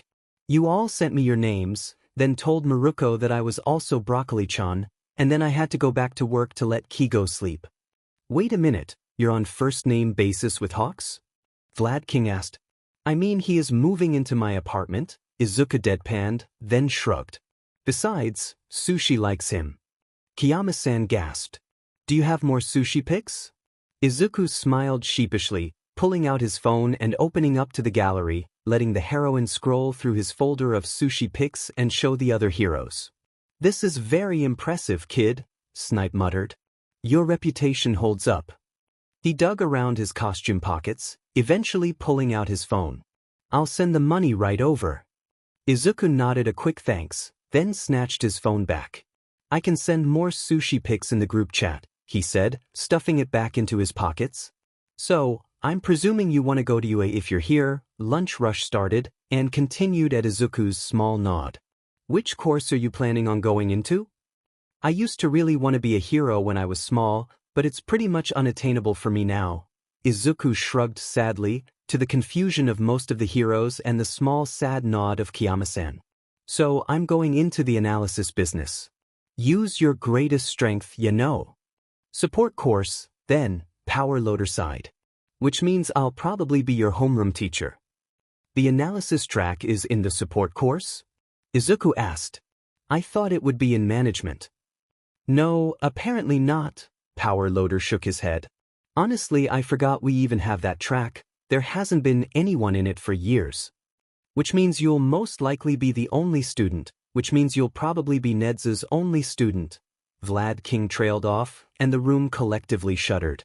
Izuku gave his most innocent smile, which didn't seem to reassure the room.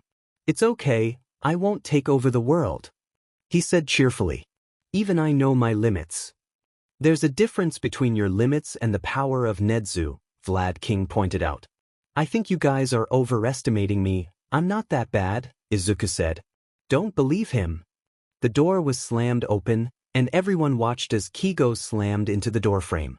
Ow ow ow, don't believe him. He really is. I caught him trying to train the raccoons last night. Hey, you'll be thanking me when the 3rd Raccoon Battalion saves your butt. Izuku sniped back, then blinked when he realized where he was when he just swore. Kigo was getting himself back onto his feet, and Nedzu was standing next to him in the doorway. Hello, Dikairu. Nedzu exclaimed, bouncing over to him. Am I a mouse? A bear? A dog? I am Nedzu, the principal of UA. Actually, you look like an albino stoat, Izuku said. The room went deadly quiet. Then Nedzu started laughing. Midoriya Izuku, next year is going to be really fun. Izuku was flying on cloud 9. He's collected a bunch of signatures from pro heroes, he's still a fanboy, sue him, got a personal tour of UA and he's currently being treated to Lunch Rush's Katsudon. That's it, Izuku mumbled through bites of food. Lunch Rush is my favorite. What the hell? Kigo squawked. They were both sitting in a small room off of the school's kitchen, basically the cafeteria but for the teachers. Kigo was eating some yakitori. Cannibal, which was also made by Lunch Rush. I mean you're cool too, but this Katsudon is literal heaven. I saved your life. But this Katsudon. Kigo groaned, and Izuku let himself cackle as he continued shoving Katsudon into his face. It wasn't the most attractive sight but sue him, he was hungry. I'm sure that Shigaka will be happy to hear that, an elderly lady said from behind him. Izuku turned around, his eyes going wide. Recovery girl, he exclaimed, his eyes practically sparkling. The youthful heroine. She smiled slyly. Well, it's not every day the youngins recognize me. I've heard a lot about you. Izuku flushed with a squeak. How? I got to witness the younger members of the UA staff freak out when Nedzu announced that you could be a student here. What? Kigo stopped bothering to hide his laughter by now, doubling over. Izuku flushed, smacking him while even Recovery Girl started chuckling. Why are you so mean? Izuku whined, slowly slumping further down into his seat. That just made Kigo laugh harder. After the laughter tapered out, Recovery Girl came over. Anyways, Namuri, Hizashi and Shoyudo wanted me to check up on you, based on something you sent them last night. Izuku raised an eyebrow in confusion. I don't think I sent a concerning text in the group chat? Kigo looked at him weirdly. Do you not remember the text you sent? After I went back to bed after being assaulted by your raccoon army? No. Check the group chat. UA Teachers and Company 3:17 a.m. Dikaira-chan, Izuku, and Pink Panther, Tsukachi, are online.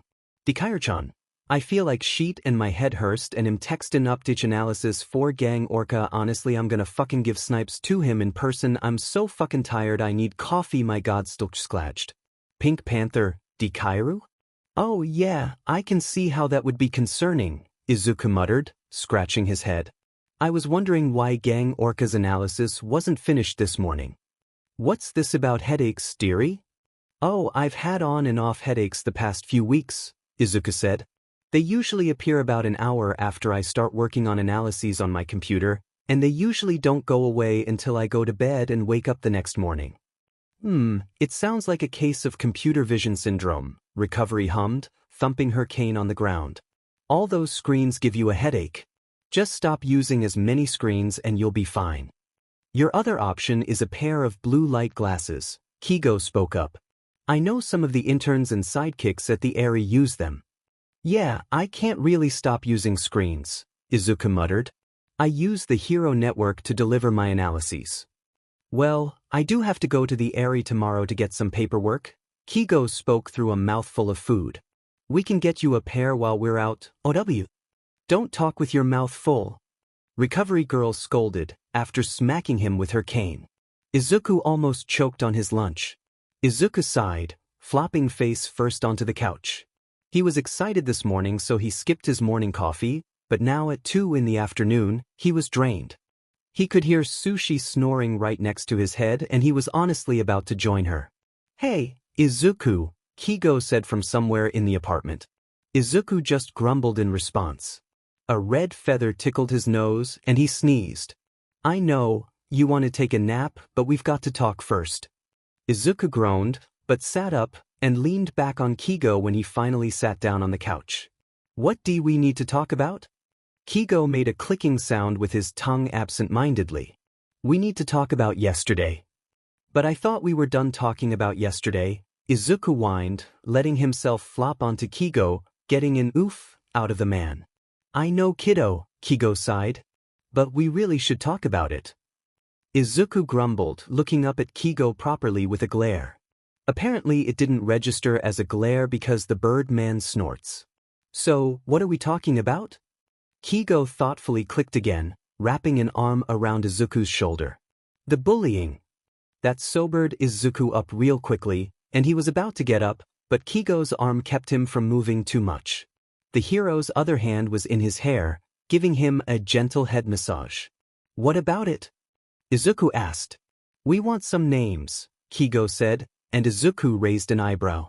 Rumi suggested to just start burning down middle schools until we hit the right one, but I figured that it would be better if we just heard it from you. Imiruko, Kigo, that's just arson. Izuku sputtered. Besides, it's not worth it. What do you mean, not worth it? I mean dash, he took a moment to collect his thoughts. I'm not going to school in person anymore. I should just focus on my future rather than waste energy on the past, you know? If it's weighing on you enough to almost lead you to commit suicide, it's not just in the past. Kigo deadpanned. The closure would be good for you. Besides, the heroes would be mostly taking care of it. All right. Izuku shrugged. I went to Aldra Elementary and then Aldra Middle School. What about the names of the bullies? He just shook his head. They're kids. The only ones who would go so far as to physically hurt me and use their quirks were mostly the upperclassmen, and I never knew any of their names. The words and flowers aren't harmless either, Kigo pointed out. And there's only so long that they're kids is a good enough excuse. It's mostly the teachers though, Izuku argued. No one would ever step in, some would even encourage it. The nurses would refuse to treat me, And the one time I reported when I got beat up to the principal, he put a mark of fighting on my record instead. I just think that they deserve a second chance, you know? Including Bakugo? Kigo asked with a raised eyebrow. Including Bakugo. He's always wanted to be a hero, and he'll make a good one, if someone helped him pull the stick out of his butt. They both laughed, startling Sushi, who was sitting in Kigo's lap. After they settled down, Izuku spoke up again. I'm not saying there shouldn't be consequences, just that he should have a second chance. And if he doesn't improve even with the second chance, that's on him, Kigo said firmly. Izuku's only response was a nod. He was starting to drift off. Kigo's fingers on his scalp did wonders. All right, I'll let you sleep, Kigo said, adjusting them so that Kigo was laying on his side, wings over the side of the couch, and Izuku was laying on top of him. Izuku sighed in contentment. Wake me up for dinner? Of course, fledgling. Izuku was woken up by the smell of fast food katsudon. His mom buys katsudon from the place down the road when she wants to get him a treat but didn't have the time to make it herself. He rolled off of the couch with a dull thud. Hey mom, he said, rubbing his eyes. Then he froze as he saw Kigo standing in the kitchen. That's right. His mom was gone. She would never make him katsudon ever again. They would never laugh over cartoons on the rare Sunday mornings she didn't have work. They would never go to the mall again where he would excitedly drag his mom from hero store to hero store while she patiently listened to him. He wouldn't even be able to go visit her in the hospital, where they would have long winding talks about anything and everything until he had to go to work. She really was gone. Fledgling? Kigo asked, and when did he move to stand in front of Izuku? What's wrong? I'm not hungry, he said quickly, fleeing to his bedroom. He's pretty sure the door plate fell to the ground from how hard he slammed his door.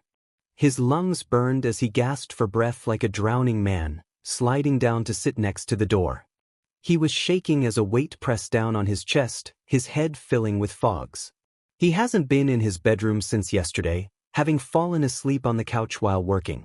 The stares of All Might plastered on every poster, bobblehead, pillow burned his skin, silently mocking him for thinking he was allowed to have anything.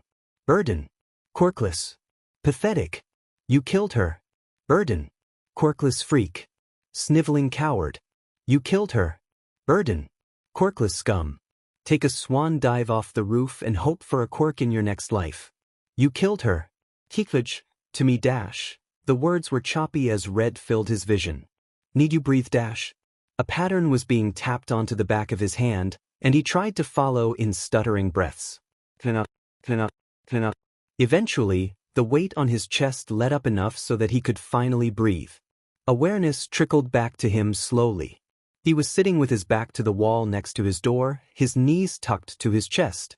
His face was tear-stained, he could already feel his eyes getting puffy.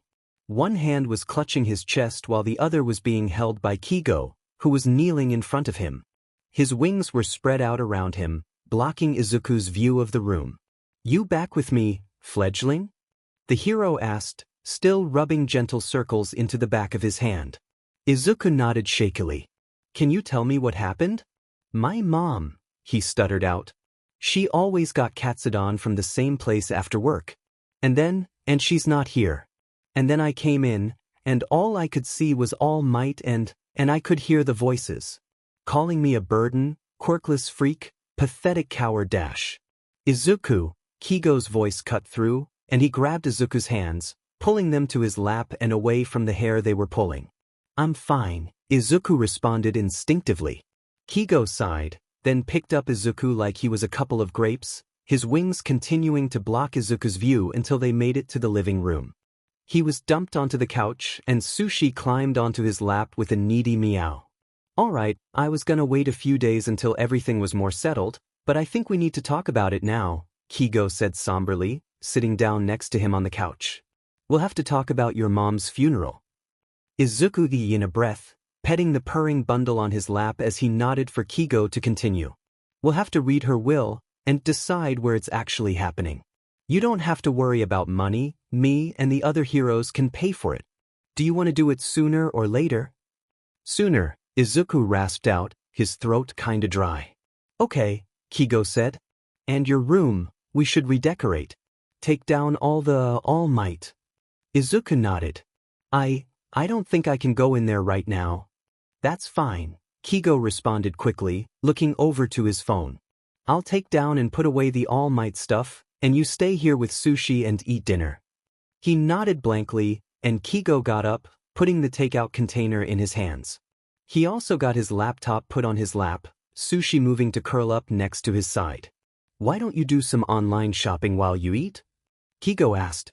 Izuku gave the man a small smile, which Kigo visibly brightened at. The hero gave him a small thumbs up, then went into Izuku's room. He pulled one of his mom's crocheted blankets over his shoulders, starting to dig into the food. It was surprisingly warm, and he started to devour it, not realizing how hungry he was. He opened the HN on his laptop to check on the others. UA Teachers and Company, 6:29 p.m. Falcon talks, is online. Falcon, help Izuku is having a panic attack, what do I do? Falcon, Hawks, Eraser Dad, Eraser Head, Silver the Hedgehog, Ingenium, Anya Amasova, Midnight, Jacked Bugs Bunny, Miruko, and God, Nedzu, are all online. Eraser Dad, do you know what triggered it? Falcon, no. Falcon, he just woke up, said, hey, then went into his room. Falcon, he slammed the door but I can hear him hyperventilating from here. Eraser Dad, okay, well go see him, try and get his attention, don't touch him at first, if he doesn't come around after a minute, gently grab one of his hands and tap a breathing pattern on the back of his hand. Silver the Hedgehog, use your wings to block off any other potential triggers. Anya Amasova, but also don't put your wings too close to him, you don't want him to be claustrophobic. Falcon, alright thanks. Falcon, okay, he's back from the panic attack. His triggers seem to be the All Might posters in his room and the smell of the Katsudon reminding him of his mom. Anya Amasova, so he's starting to grieve. Jacked Bugs Bunny, room makeover. Anya Amasova, try to help through his grief, like helping him arrange the funeral. Eraser Dad, just stick by him. Silver the Hedgehog, and we'll all help him the funds. Falcon, I'll let him know, I'm working on pulling down the All Might stuff in his room Arn. Anya Amasova, what hospital? We can just put it all on Nedzu's tab. God, I would happily pay any expenses. Falcon, Hawks, Eraser Dad, Eraser Head, Silver the Hedgehog, Ingenium, Anya Amasova, Midnight, Jacked Bugs Bunny, Miruko, God, Nedzu, and Dekairu-chan, Izuku, are all online. Dekairu-chan, it's Muzutafu General. Jacked Bugs Bunny, Broccoline. Anya Amasova, Dekairu-chan. Silver the Hedgehog, Izuku. Eraser Dad, are you okay? Dekairu-chan, I'm okay. Silver the Hedgehog, we'll be here for you. Silver the Hedgehog, you don't have to grieve alone. Dekairu-chan, thanks guys, smiley face. Dekairu-chan, I'm gonna go shopping online for my room makeover. Silver the Hedgehog, have fun. Anya Amasova, get some fluffy things. Jacked Bugs Bunny, make sure you eat dinner. Dekairu-chan, I will, smiley face. Kigo rolled up the last All Might poster, gently putting it back into its roll. As much as he desired to take the merch and torch it all, a lot of this merch was stupid expensive and pretty old. The kid could probably make a fortune selling it all online, if that's what he wanted. He kept the original boxes and everything. He looked around the room, trying to get a sense of things. The walls were completely bare, with one corkboard above his desk covered in notes, and painted a nice light gray. The shelves only had a few succulents, the desk had one Ingenium bobblehead on it, and the bedding was replaced with neutral dark gray pillowcases and comforters that he found in the closet. The bookshelves were still filled, since there wasn't any merch on them. On a side note, Kigo was mentally filing those plans to get Izuku to a therapist. He opened the door, placing the All Might nameplate onto Izuku's desk before stepping out. He could see the kid had finished his katsudon, placing the empty takeout container onto his coffee table, and was currently browsing through white bars. Kigo grabbed his chicken teriyaki, wrinkling his nose as he bites into it, and it turns out to be cold. He keeps eating it anyways, plopping down onto the couch next to Izuku. Wachia got so far, fledgling? I got a cat tower for sushi, Izuku mumbled, still scrolling through white bards. I also got more plants, and some merch for other heroes. That's a good selection, Kigo said, reaching out a wing to wrap the kid in while sending a feather to get the TV remote. You mind if I put on something while I eat? The kid hummed, so Kigo turned on some bird documentary, watching Izuku slowly relax more and more into his side. He sent a couple of feathers to throw out the takeout container and wooden chopsticks, letting the kid cuddle up to him. Izuku muttered next to him as he debated the different prices of white bards and calendars, checking sales between different sites. Kigo smiled to himself. The kid's strong, he'll be okay. Izuku was putting the finishing touches on his analysis of a villain in Hosu, absent-mindedly drinking his fourth cup of coffee. Some nature documentary was playing on the TV, but it registered as static in his mind.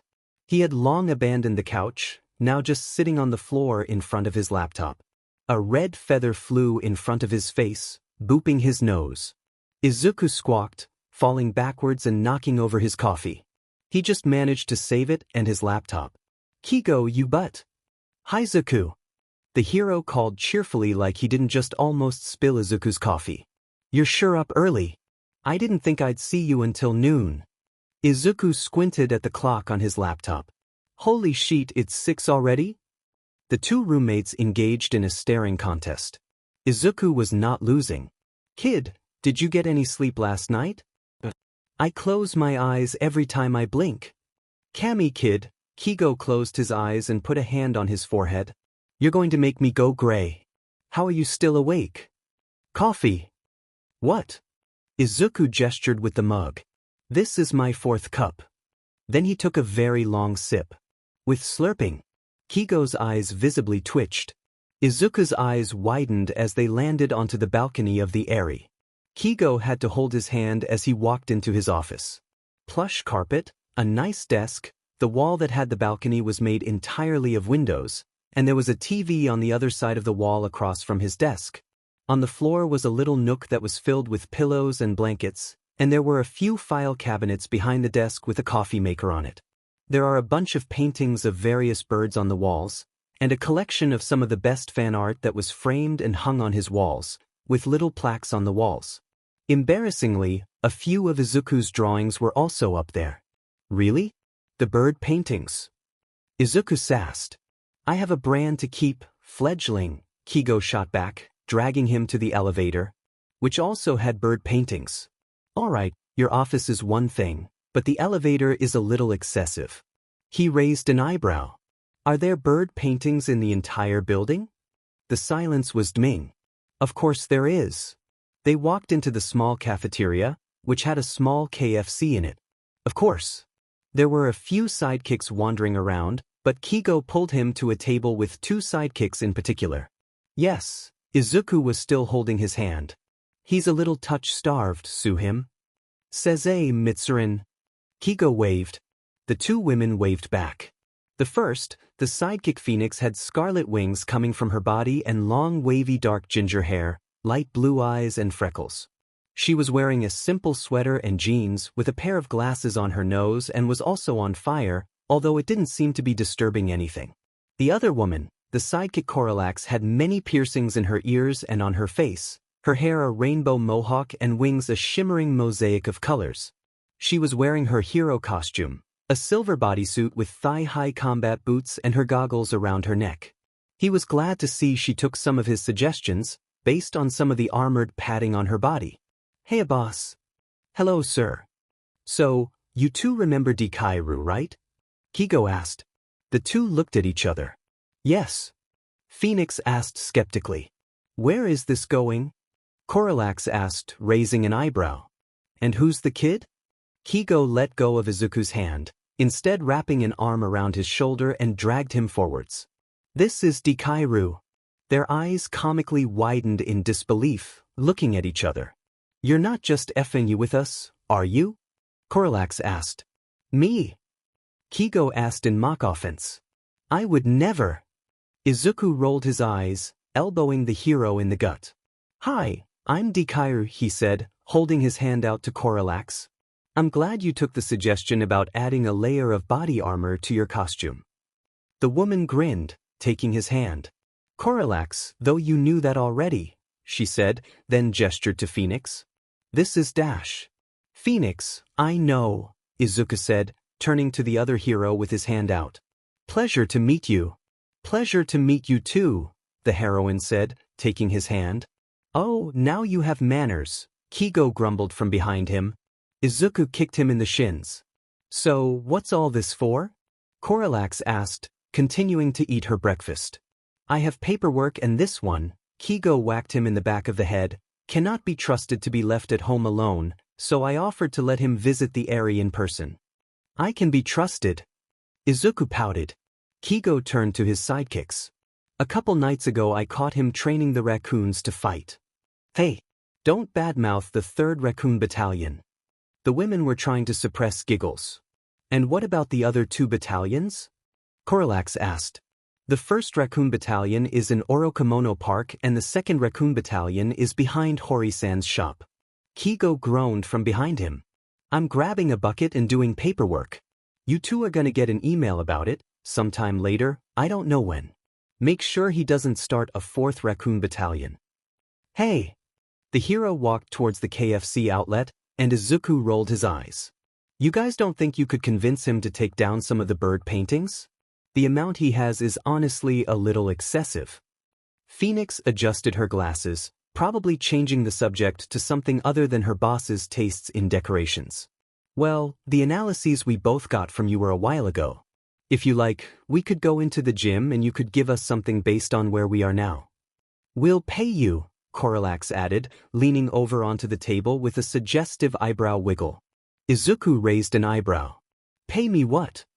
I know where a secret stash of donuts is. Throw a coffee in. Deal. Izuku grinned as he followed the 2 heroines to the Ares gym, already pulling out his notebook. Kigo leaned on the doorway, looking into the analyst branch of his agency.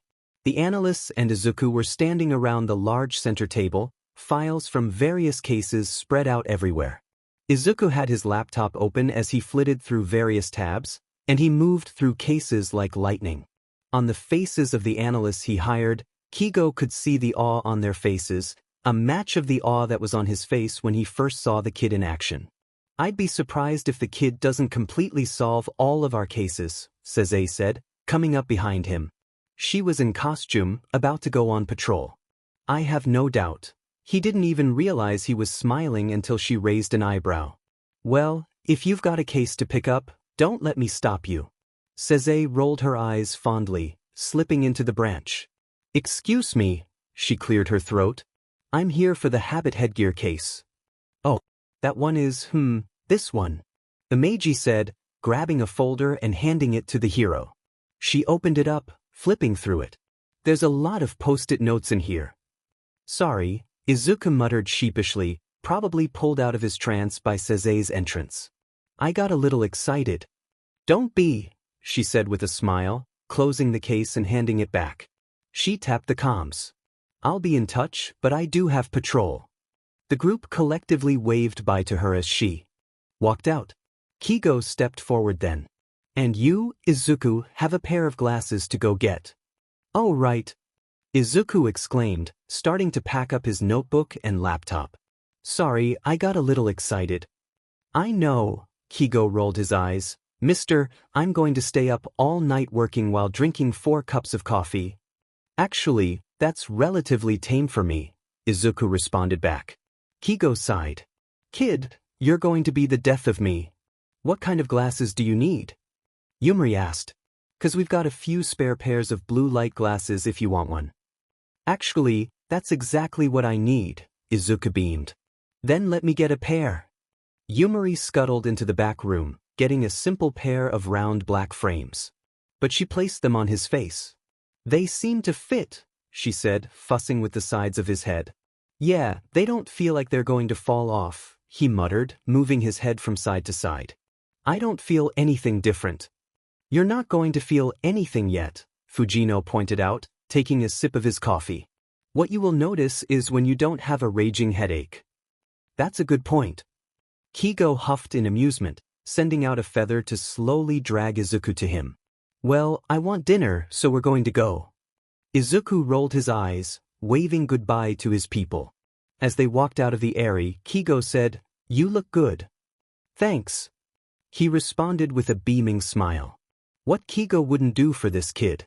"IFNG hate paperwork," Kigo muttered, filling out the last page. There was paperwork to transfer control of the area to Seze, paperwork to create a new branch in Mizudafu, and then paperwork to give control of that branch to Mitsurin. At least once the branch was in Mitsurin's control, all the necessary setup paperwork would be her problem. It's the little miracles. He smiled as he checked his phone, cracking his neck and stretching his back. It seemed that Nedzu had received his message about Mizudafu General Hospital and Aldra Junior High, if the threatening smiley face was to be believed. Seriously, how did he and Izuku manage to make smiley faces threatening? He raised an eyebrow when his phone went off, the Pink Panther theme that he had set for Detective Tsukachi ringing through his office. "What's up, detective? I have a lady named Bakuga Mitsuki screaming at Sansa to see in Izuku-chan." Kigo sighed. He really didn't want to have to talk to the Bakugas today, but apparently the universe had decided for him. "Who else is there?" "Her husband and son." "Well, I wasn't planning on doing this today, but I might as well get this over with." There was a pause, then the detective spoke in a warning tone. "What were you planning to do?" "Don't worry about it, Tsukachi." Kigo had finished putting away his paperwork, sticking a post-it note on the pile of paperwork for the Eri Jr. "I'll be on my way." "Seriously, what were you click?" Kigo jumped off of the balcony, flying out and towards the Mizudafu Police Department, slipping his phone into his pocket. He could answer Tsukachi's questions in about 5 minutes. 5 minutes turned into 10 minutes as he flew lazy circles in the sky, procrastinating the detective's grilling as much as possible. But eventually he flew down to the station. The flight helped him sort out his thoughts. While Izuku was right that the teachers were partially to blame for teaching Bakugu, the kid still did so out of his own free will. He wasn't completely blameless, and while Kigo's gonna give him a second chance from Izuku, Bakugu wasn't gonna get off scot-free. Kigo strolled in, reveling in the amazed looks he got from ongoers.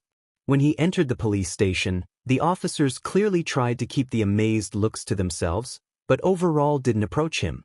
However, an officer with a cat head approached him. "Officer Sansa, if the name tag was correct. Detective Tsukachi is waiting for you in his office," Sansa said respectfully, turning on his heel. With nothing else to do, it's not like he has a map of the station. Kigo followed him. "Are the Bakugas in his office too?" Kigo asked. "Yes, they were causing a disturbance."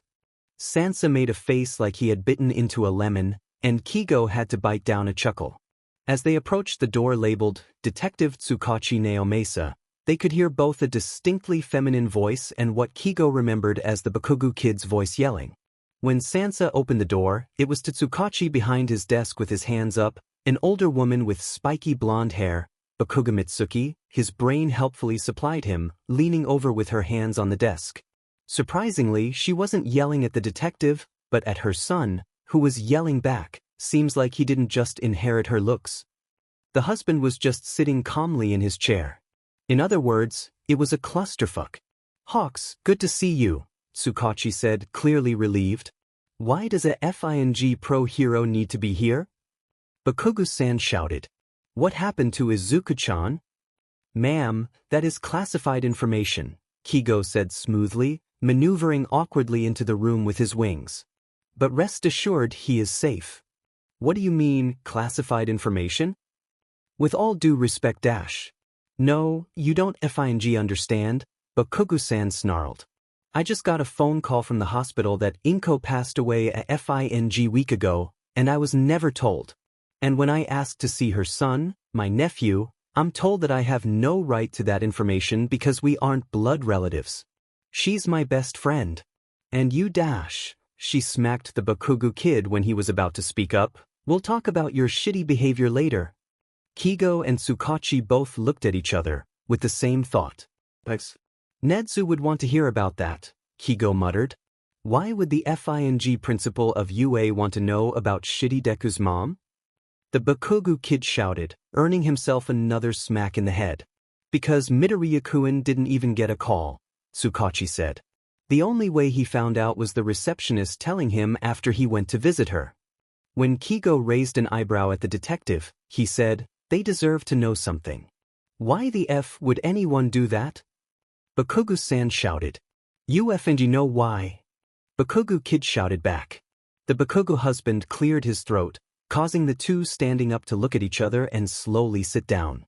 "We would like to know where he is," he said calmly. "Or at least how he is. A hero has him under their care using their emergency fostering license," Kigo said. "We won't say which, for both of their safeties, but rest assured that Midoriya is safe." It seemed like the whole family breathed a sigh of relief, even the kid, surprisingly enough. "That's good to hear," the Bakugu husband said. Kigo turned around a chair and sat down. "What are your names? I never caught them on the way in." "Oh, of course. I'm Bakuga Mitsuki, this is my husband, Bakuga Misaru, and this brat is my son, Bakugu Katsuki." "It's a pleasure to meet you, Mitsuki-san, Misaru-san." Kigo shook each of their hands.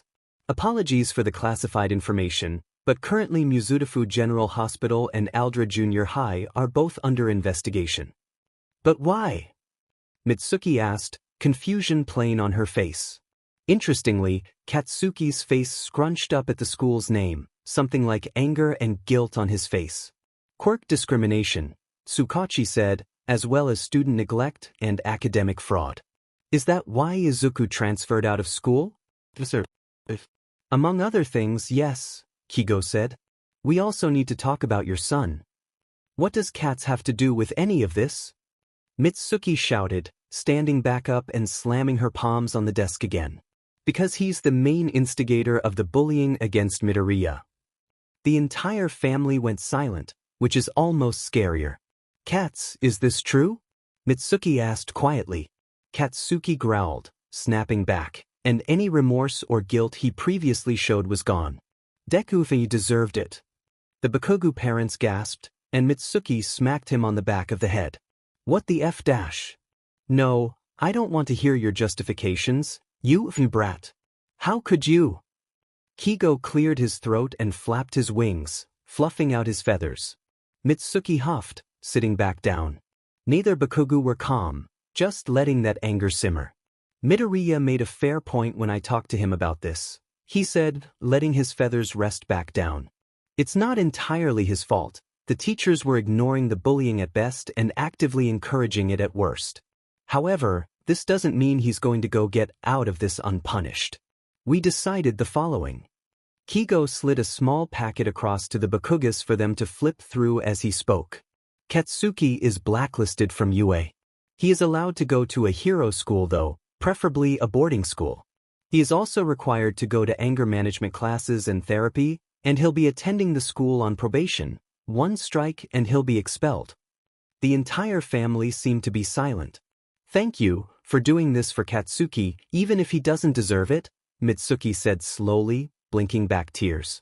Katsuki started to growl, but Misaru placed a hand on the boy's shoulder, and he cut off with a simple huff. "You should be thanking Midoriya," Kigo said, flicking his wing absent-mindedly. "He's the one who asked for Bakugu to continue being a hero. Bakugo could make a fine hero, he just needs an attitude check." The family quietly shuffled out, Katsuki dragging his feet and Mitsuki death glaring her son. Tsukachi glanced over at Kigo. "That wasn't what I expected." Kigo sighed, completely exhausted. "I'm going to go back to the agency and take a nap." The detective also sighed. "Kami, I wish." He snorted. "Well, here's to hoping." They both mock-cheered, and Kigo flew off, going back to the agency.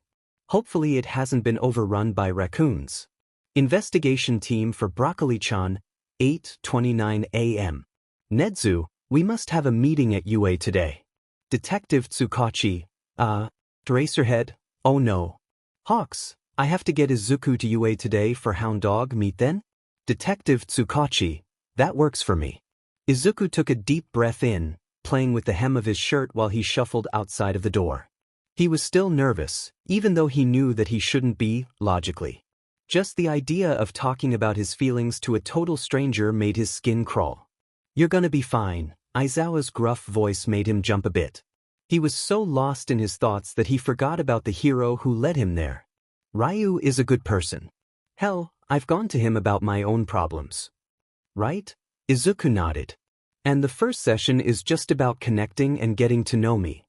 Aizawa gently nudged him into the office. It didn't look like a stereotypical therapist's office. Hound Dog himself had a spinny chair that he sat on, and there were multiple beanbag chairs around.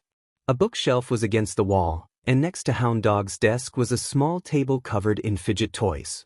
There was a small jar of candy next to Hound Dog's computer. Midoriya-kun, it's good to see you, Hound Dog said. Come in, make yourself comfortable.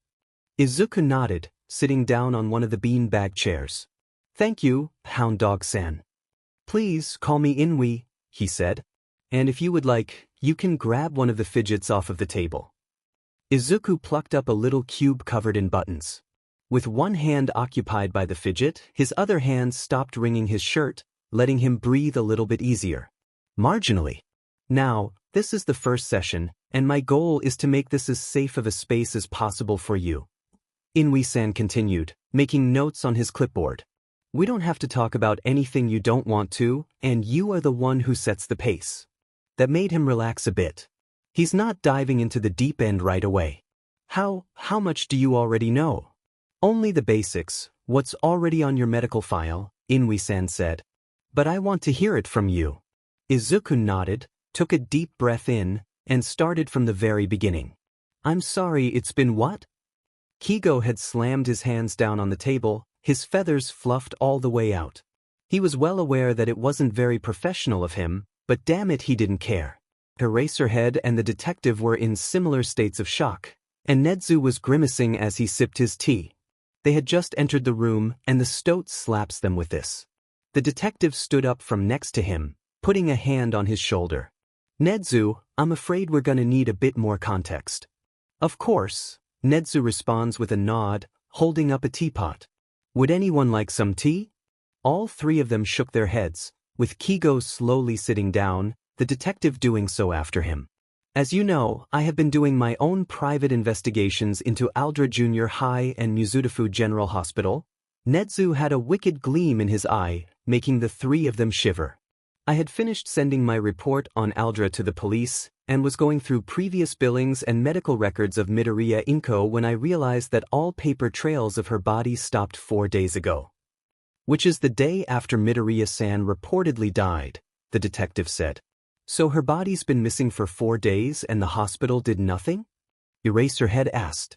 So I kept looking, Nedzu continued, and I found security footage of villains stealing the body. Send it to me, the detective said solemnly. We'll find them. Already done, the stoat sipped his tea. We're looking for a villain with a warping quirk and a villain with a disintegration quirk. Kigo slumped over, his head in his hands. What am I going to tell Izuku? They hadn't even started making funeral arrangements and this happened. Eraserhead spoke up. We have to tell him. It's illogical not to. It was the detective who spoke up, surprisingly. I don't think it's a good idea. The kid attempted suicide 3 days ago, and he's still grieving. We should let him finish mourning before we spring this on him. It'll be worse if we treat him like glass, Eraserhead said. He's not fragile. He's not in the best mental state either. It'll be better if we wait until he's recovered some. Nedzu sipped his tea. Hawks, you are the one who is currently the acting guardian of Midoriya-kun. What do you think? Kigo's wings fluttered nervously. He's a strong kid, but I don't know. It might just be a me thing, but you didn't see him when he had a panic attack after entering his room. I'm worried about the kid, but he deserves to know. He dragged a hand down his face. All his training from the HPSC never prepared him for this. I'm no good with this stuff. You three are probably better informed than I am. Nedzu closed his eyes and set his teacup down. I think we should wait to tell him until we have Inui-san's opinion. He'll have the best picture of Midoriya-kun's current mental state. The three men looked at each other. It was the best compromise they were gonna get. Eraserhead stood up first. I have papers I have to grade, he said, then muttered under his breath something about idiotic students. The detective did so next. I'll get started on processing the security footage you sent me, he said, adjusting his hat. Kigo finally stood up with a sigh, letting his wings fold up. I'll go wait for Izuku, he said, checking his phone for the time. Not even 15 minutes, DMN. And his inbox was full of emails. Nedzu nodded, a clear sign of dismissal as he went back to sipping his tea with his eyes closed. The three shuffled out of there awkwardly, and Kigo breathed a sigh of relief. Eraserhead just nodded before walking off, leaving the detective and Kigo standing there awkwardly. Kigo cleared his throat. You'll update me on how the investigation is going, right? Of course, the detective smiled, something that was probably meant to be reassuring but just came across as strained. Now, if you'll excuse me. Kigo nodded, stepping out of the way as the detective left. With a sigh, he turned to find his way to Hound Dog's office. He was not looking forward to the next 45 minutes. After only a month, things seemed to have settled down. Izuku has been going to therapy every week with Hound Dog, and he seems to be getting better.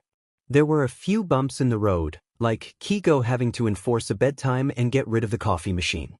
Overall, it has gotten better. Izuku's bedroom has been fully redecorated, and a few more bird-themed decorations made their way into the apartment. Izuku's schooling was all online, so most of the time he hung out with the other heroes.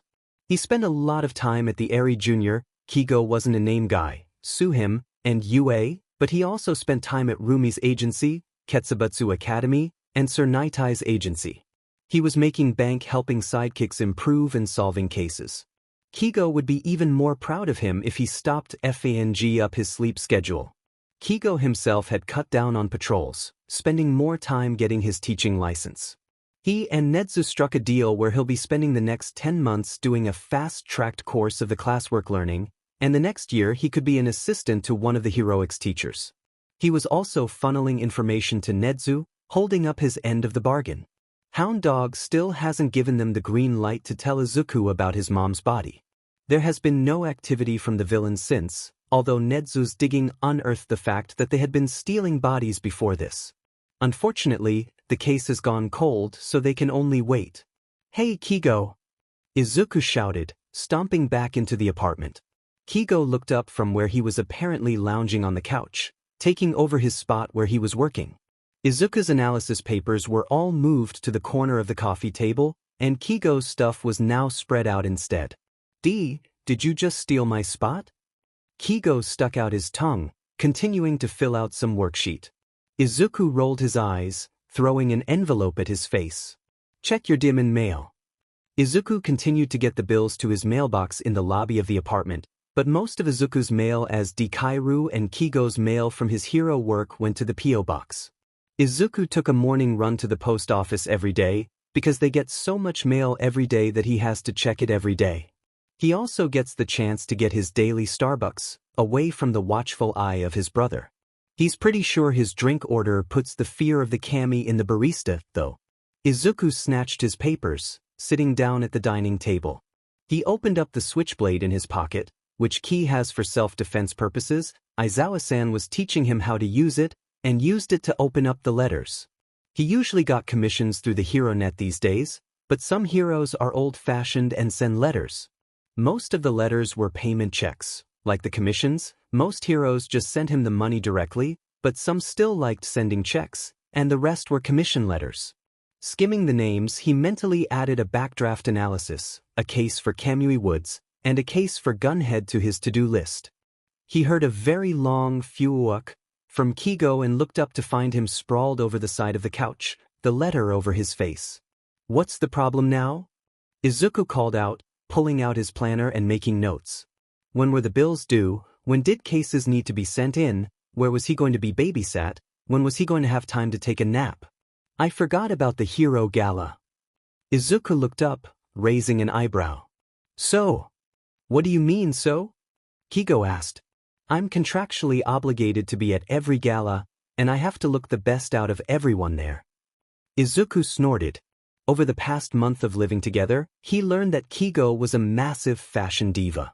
It's a hilarious contrast to Rumi, who will wear whatever she pulls out of her closet without any concern about how she looks, specifically to F with Kigo. It made sense. The man who spent an hour before patrol making sure his hair and makeup looked perfect was a fashion diva, and the woman who just rolls into her hero costume right before patrol doesn't care. Couldn't you just wear one of the outfits you have? Kigo gasped, like Izuku just said something scandalous. Wear something I already wore? Of course not. I have to make a splash every year. That means wearing something different. Izuku rolled his eyes. He wasn't going to convince Kigo. Well, have fun. Oh, no you don't. Kigo stood up, grabbing Izuku and picking him up with his feathers. If I'm going, you're going as well. Come on. Izuku shouted, kicking his feet stubbornly. Can't I just go hang with Aizawa-san? Kigo squinted his eyes suspiciously at him. Another thing that Izuku learned while living with him is that the man is very protective. A little too protective in Izuku's opinion, but to be fair, their first meeting wasn't the greatest. When Aizawa-san suggested getting Izuku a knife and teaching him self-defense, Kigo nearly had an aneurysm. If I have to suffer, so do you. Izuku groaned, resigning himself to going. Kigo continued to talk as he used his other feathers to drag over Izuku's shoes. Besides, there's gonna be other kids at the gala. It's good for networking and sheet. I don't want to talk to rich brats, Izuku muttered, crossing his arms stubbornly. Plus, I'm not good at people in G. Izuku, you know you're a rich brat, right? Izuku sputtered. You know what I mean. Look, if you want to get into the hero industry proper as an analyst, you're gonna have to learn how to handle parties. Kigo said, using his wings to drag his boots over to him. The man was apparently feeling lazy today.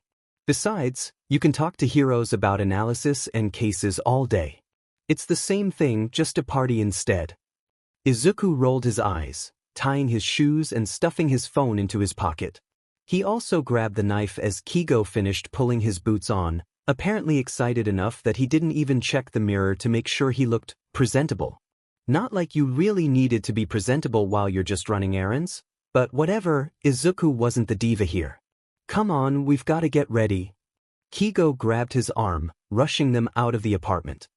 He looked back longingly at the couch, before he was pushed out of his own apartment, resigning himself to his fate. Hey Hisashi, Namuri. Kigo waved, Izuku still being dragged along grumpily. Yamada-san and Kiyama-san were standing in front of the store, both in civilian wear.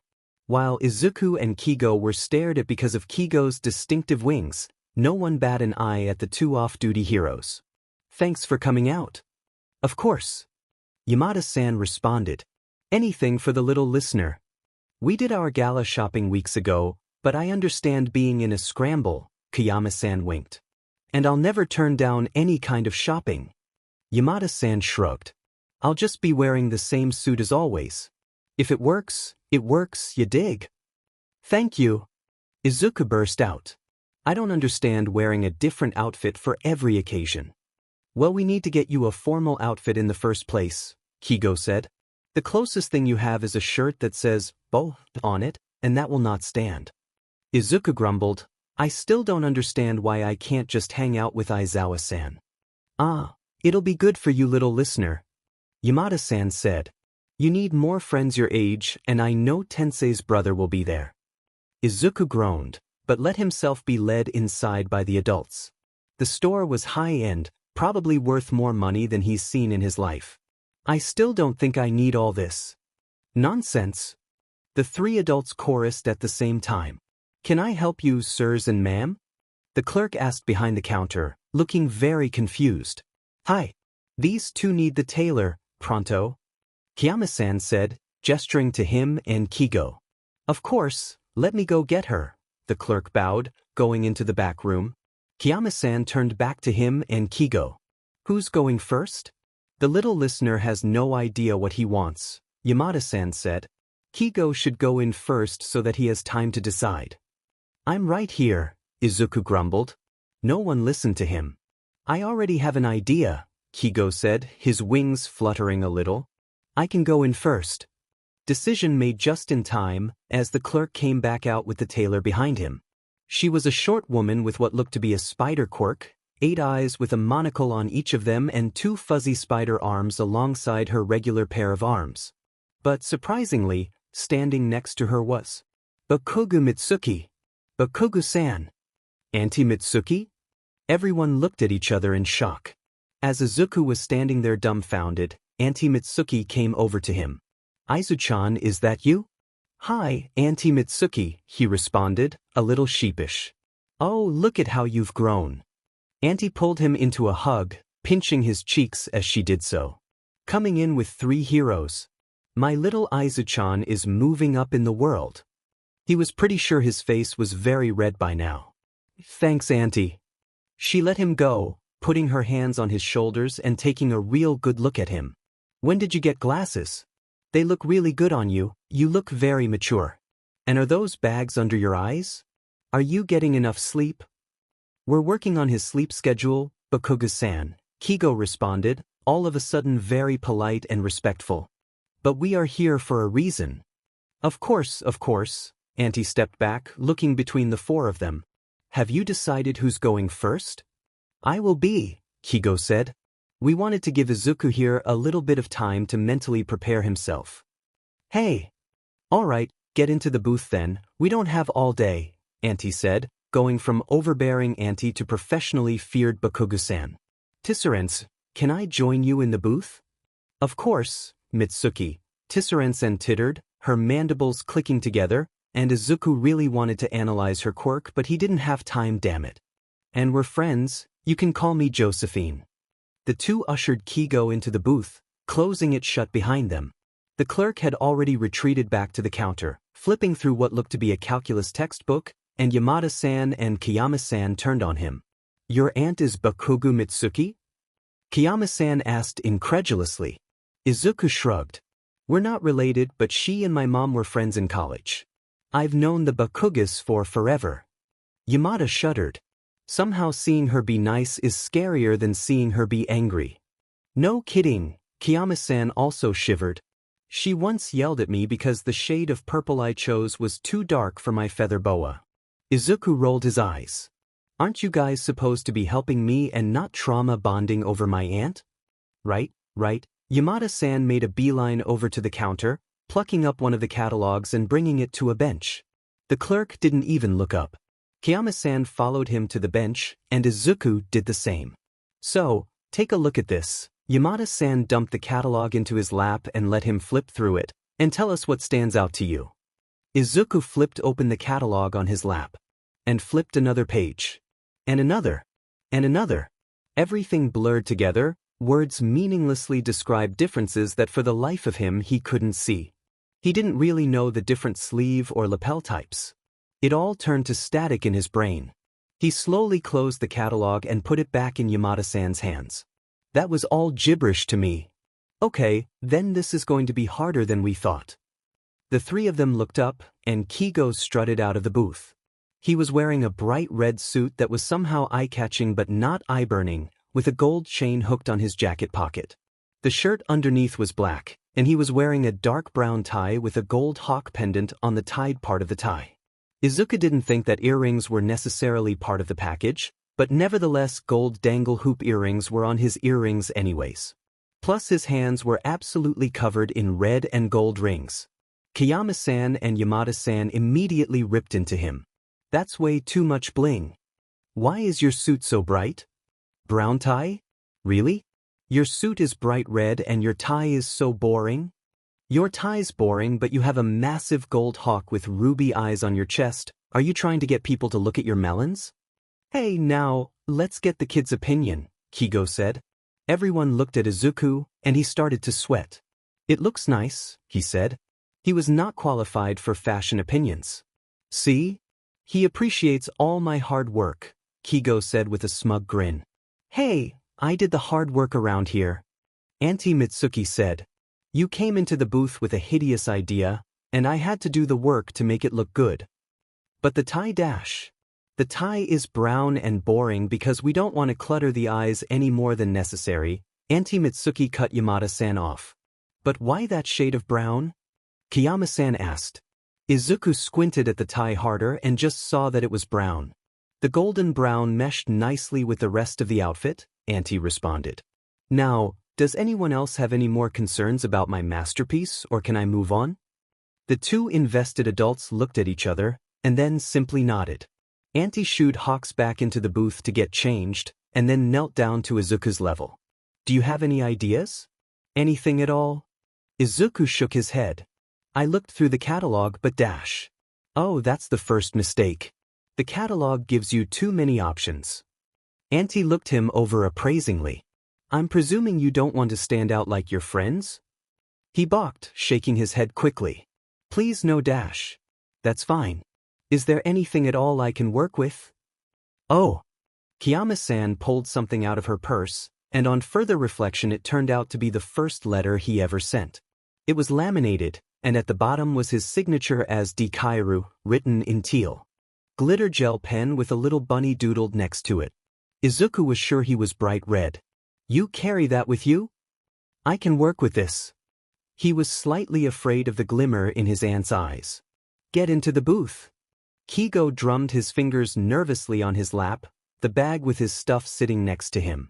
He could hear muffled conversation coming from the booth, but he couldn't tell what it was about, and that made him nervous. Don't get him wrong, he really did trust the woman, but sue him for being a little protective. Kigo, he's gonna be fine, Hisashi said, lounging on the bench. He had returned the catalog by this point. Yeah, Bakugo-san looks like she adores the kid. Nemuri punched him lightly on the arm. I was more worried about you in that booth. I heard a lot of yelling. Makes me wonder what shade of red you tried to pick, Hisashi snorted. You're both assholes, Kigo grumbled, and the other two started to laugh. The booth opened, and Kigo's jaw dropped open. Izuku still wore his glasses with a little bit of makeup that brought out his freckles and covered up the bags under his eyes. He wore a dark greenish-blue vest and matching slacks, the vest having light blue lapels that complemented the look. Underneath was a black dress shirt, rolled up to reveal silver cuffs, a subtle touch of bling. His tie was the same light blue as his lapels, and clipped over the knot was a glitter teal pin of the bunny that he uses as his Dekairu signature.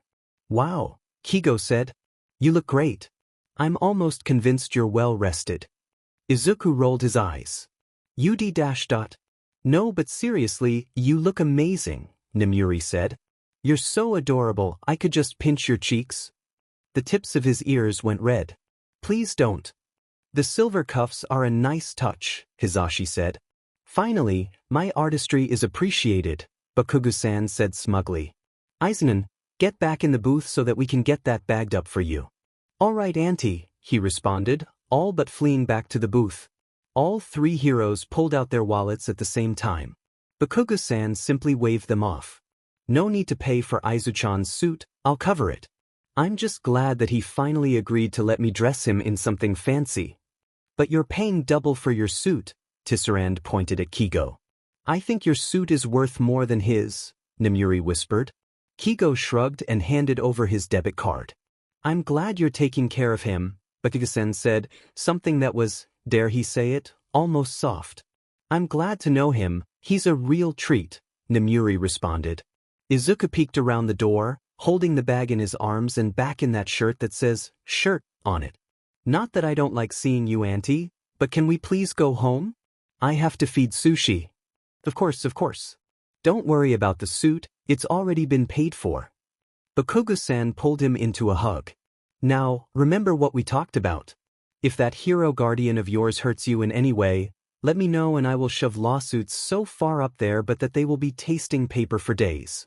I will, Andy, promise, Izuku said, patting his aunt's arm. As they left the store, parting ways with Nemuri and Hisashi, Kigo only had one thing on his mind, well two, but he always thought about fried chicken. What did you talk with your aunt about? Izuku just smiled slyly. Don't worry about it. UA Teachers and Company 9:10 a.m. Dekairu-chan, Izuku, is online. Dekairu-chan, please save me Aizawa. Dekairu-chan, Imgondai. Dekairu-chan, Izuku, Pink Panther, Tsukachi, Jacked Bugs Bunny, Miruko, Falcon, Hawks, Captain Jack Sparrow, Ms. Joke, Eraserdad, Eraserhead, Fuss Ro Da, Present Mike, Anya Amasova, Midnight, and Doctor Strange, Sir Night-Eye, are online. Pink Panther, Kid? Jacked Bugs Bunny, just give me a name, I'll kick their butt. Falcon, ignore him. Falcon, He's being dramatic. Captain Jack Sparrow, "'Bout what?" Falcon, the hero Gala. Captain Jack Sparrow, "Oh. Dikairu-chan, im go be eaten alive." Pink Panther, "Kid, I'm sure you'll be fine." Dikairu-chan, "Why can't I stay Wizawa?" Eraser Dad, "Socializing will be good for you." Fuss Roda, "I'll be there lil listener." Dikairu-chan, "Eve been betrayed." Anya Amasova, "It's the one day of the year that Sho can get a full night of sleep." Anya Amasova, "Number 1 can take that away from him." Fuss Roda, "It's true." Fuss Roda, "The 1 year I tried to get Zu to come he punched me." Anya Amasova, "I'll be bringin' my niece."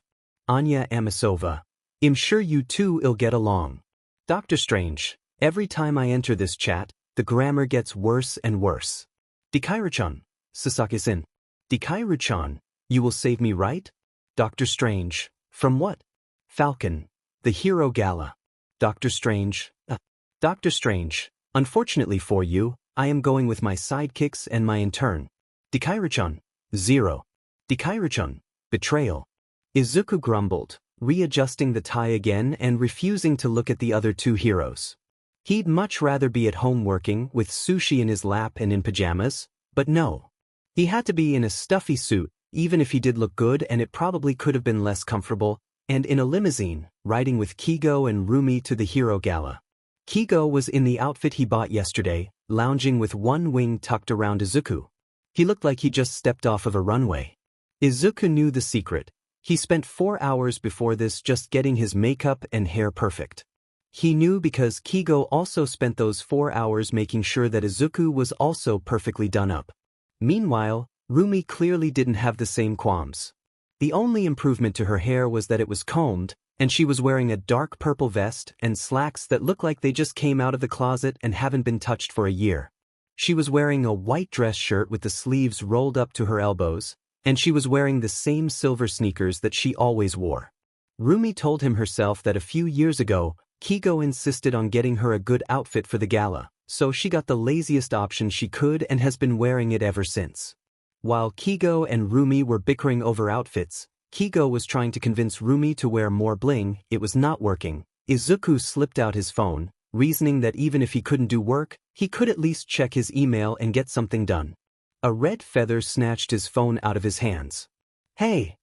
Izuku shouted, lunging for it. "Give it back." "Nope." Kigo tucked the phone into one of his pockets. "You're supposed to be socializing and having fun. No work." "Come on. Just in the car? I've got things to do." "Nope." Kigo used his wing to tuck Izuku in closer to him.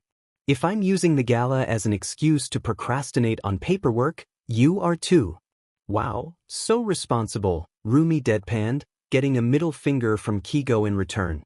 "You're also procrastinating," Kigo shot back, trying one final time in vain to comb Izuku's hair. Seriously, where did he get the comb from? Izuku batted Kigo's hand away from his hair. "How am I the responsible one here?" "Excuse me, the term you're looking for is a workaholic," Kigo said. "And the term you're looking for is slacker." Rumi started cackling, full on smacking the empty seat beside her as the door opened. The butler looked very confused but said, "Sirs, we have arrived." Izuku started to sweat as he heard the sound of reporters clamoring outside. Kigo shooed Rumi out. "Get out there." "Why am I going first?" "Because you need to make us look good." Rumi rolled her eyes, but she winked at Izuku. She slipped out, and Izuku could hear her snappy remarks as she hogged the reporter's attention. Kigo turned back to Izuku, wrapping an arm around his shoulders and pulling him close. "Hey, you'll be fine. The reporters aren't broadcasting this live, and we filled out the form. They're not allowed to release your information or pictures." "What about you? Don't you want pictures?" Kigo shrugged. "I can always come back and rock the runway later." Izuku sighed. "Let's just get this over with." The door opened, and Kigo flaunted out, wrapping a wing around Izuku to shield him from the lights. Izuku tuned out the reporter's questions, only really registering Kigo saying, ladies, I'll come back later," as they fled to the manor. Once they went inside, Izuku let out a sigh of relief. Kigo chuckled, and Izuku flipped him the bird. Put your birds away, Kigo said, covering Izuku's hand with his. Anyways, let's go find Tensei. I'm sure he'll know where all the cool kids hang out. Izuku grumbled, letting himself be dragged along. He swore he could hear Rumi laughing at him. Hi, Kigo said cheerily, while Izuku let himself be dragged along, stewing in the misery of being outside of his lovely apartment. Were we late? You were 5 minutes earlier than usual, Tensei ribbed Kigo. Another teenager, who looked similar to Tensei and who Izuku presumed was the man's younger brother, started chopping his arms, and said, that's still an hour and 55 minutes late. We were 5 minutes early? Shoot. Kigo pretended to check his non-existent watch, then started dragging them away. Come on Izuku, we need to leave so we can come back and be properly fashionably late. Izuku started to thrash, mostly just playing it up because as much as he tries to deny it, he too is a dramatic beach. No.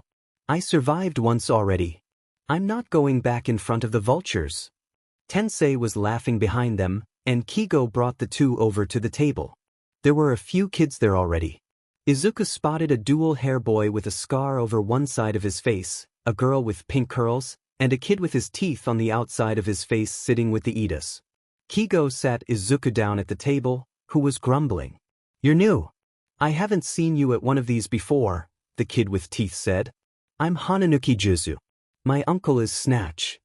The pink-haired girl smiled, shoving some sort of skewer in her mouth. Hatsune, future CEO of Hatsune Inc. Todoroki Shudo, the dual-haired kid said curtly. I'm sorry for not introducing myself. The smaller Ida said. My name is Ida Tenya, and I'm the younger brother of Ida Tensei. You're Tenya? I've heard a lot about you from Tensei. Izuku smiled. I'm Midoriya Izuku. It's good to meet you all. Are you the analyst my brother talks with regularly? Tenya asked. Izuku just nodded. That's amazing. He flushed, covering his face with his hands as Tenya continued to ramble on about how smart and great Dikairu was. It's not that big of a deal, Izuku muttered. Wait, so you're Dikairu? Hatsune asked, scooting over closer. Izuku nodded meekly. That's great. Be my business partner. Broccoli-chan. Izuku groaned. Everything was going on all at the same time. He slumped onto the table to hide his face from Kiyama. Hello, Kiyama-san. Tenya said. Hi, children. Izuku looked up. Standing next to Kiyama was a taller girl with straight black hair, who must be Kiyama's niece. Kiyama smiled, nudging her niece forwards. This is my niece, Yaoyorozu Momo. Izuku waved. Midoriya Izuku. And? Izuku sighed. I'm also Dikairu. Yaoyorozu sat down next to Todoroki. It's excellent to meet you. Izuku smiled back. I'm glad to meet you too. He looked around, seeing that Kiyama, Tensei and Kigo were gone and breathed a sigh of relief. So, how did you become a famous analyst? Hananuki asked. No offense, but you're our age. Izuku shrugged. It's a funny story, actually. Kigo's wings tickled, and he smiled behind his cup as he heard Izuku ramble happily to his new friends. He heard a new voice then. It sounded like the American hero cow lady and her younger sister. He was happy that Izuku was finding friends. Are you still spying on Izuku? I thought he's doing fine, Rumi said, swirling her wine around. She was being snarky, but Kigo could hear her concern. Not actively spying on them, just checking in once in a while, Kigo responded. How did you get a feather on him without him noticing? Nemuri asked. I hid it in his hair. He got snickers in response. What? It's like a bush. You can hide anything in there. They got more serious then. How are the cases going? Tensei asked. No moves on the school district yet, Kigo responded. Apparently Nedzu wants Izuku to help take it down as part of his curriculum. Nedzu's still getting evidence for the lawsuit against Muzutafu Public Hospital. Apparently they're not cooperating. Nemuri hesitated, before leaning in. And Midoriya-san? Kigo shook his head. No new leads. Tensei frowned. Well, we're keeping an eye out at the agency. I know Mirai's looking into it too, although he's more focused on the Shy Hasakai case right now. I was thinking of asking more heroes onto this case, Kigo said. The more eyes looking for them, the better, right? Nemuri nodded. I reached out to a couple friends at Ketsubutsu and Shiketsu. Maybe they moved their operations out of Mizudafu and over to another city. I don't know if them moving cities or just lying low is worse, Rumi muttered. Kigo shook his head. Let's focus on getting more people on the case. They split up, Kigo going to find a few heroes he recognized from working on other cases. Hopefully the more people on board, the faster these villains can be caught. He doesn't want to find out what these bodies are for the hard way. You could do so much with your quirk, Izuku said excitedly, having rounded onto Yaoyorozu. Have you tried creating gases? Oh, what about if you make food for yourself if you find yourself running low on lipids? You said you can't create organic material, what about wood? What about dash? He stopped himself when he realized that the other girl was just blinking at him. Sorry, I know I can go kind of fast. Please, don't be, she responded quickly. Your questions are very insightful. When I can understand them. I promise my analyses are usually a lot more polished than this, when I spend time on them instead of dumping my thoughts out. Brain dumping is an important part of the process. Hatsum shouted from her end of the table. The best ideas come from that initial rush of thought. That spark of inspiration. Yeah, but I usually save my brain dumping for the cat, and not to people's faces. Izuku rubbed his neck nervously. Tsunatori looked up at that. Cat? She asked. Izuku brightened up. Yeah. I have a cat, her name is Sushi. I would show you pictures, but I don't have my phone on me. Oh, before I forget, Yaoyorozu made a piece of paper and a pencil from her arm. Tsunatori, Midoriya, if you could write your phone numbers here, I could add you to the group chat for Hero Kids. Izuku muttered his thanks, quickly scrawling out his number and handing it to Tsunatori. She seemed to look a little relieved that the numbers were familiar to her and wrote her number down too. I can't wait to start making babies with you. Hatsum shouted. Izuku sputtered as some of the table tried to hide their laughter and the rest of the table just laughed. She means her inventions, Hananuki explained through wheezing laughter. Oh okay, Izuku's face was still red as he took a bite of his food. That makes more sense. I don't mean to be rude, Tsunatori said, tilting her head a little bit. But is that a feather in your hair, Midoriya? A feather? Izuku asked before he groaned. Damn it, Kigo. Midway through a conversation with Manual and Native, Kigo sneezed. Hold still, Yaoyorozu said, and Izuku did the best he could. Thank goodness she was so tall. Got it. She held the red feather in her hand, handing it back to Izuku. Thanks, Izuku said sincerely, then paused. He turned to Todoroki. You can create ice using your quirk, right? Todoroki nodded, looking confused. Izuku didn't think it hurt to get a little brotherly revenge. He held the feather out to Todoroki. Can you freeze it? Kigo yelped, feeling cold register through his feather and at the tips of his wings.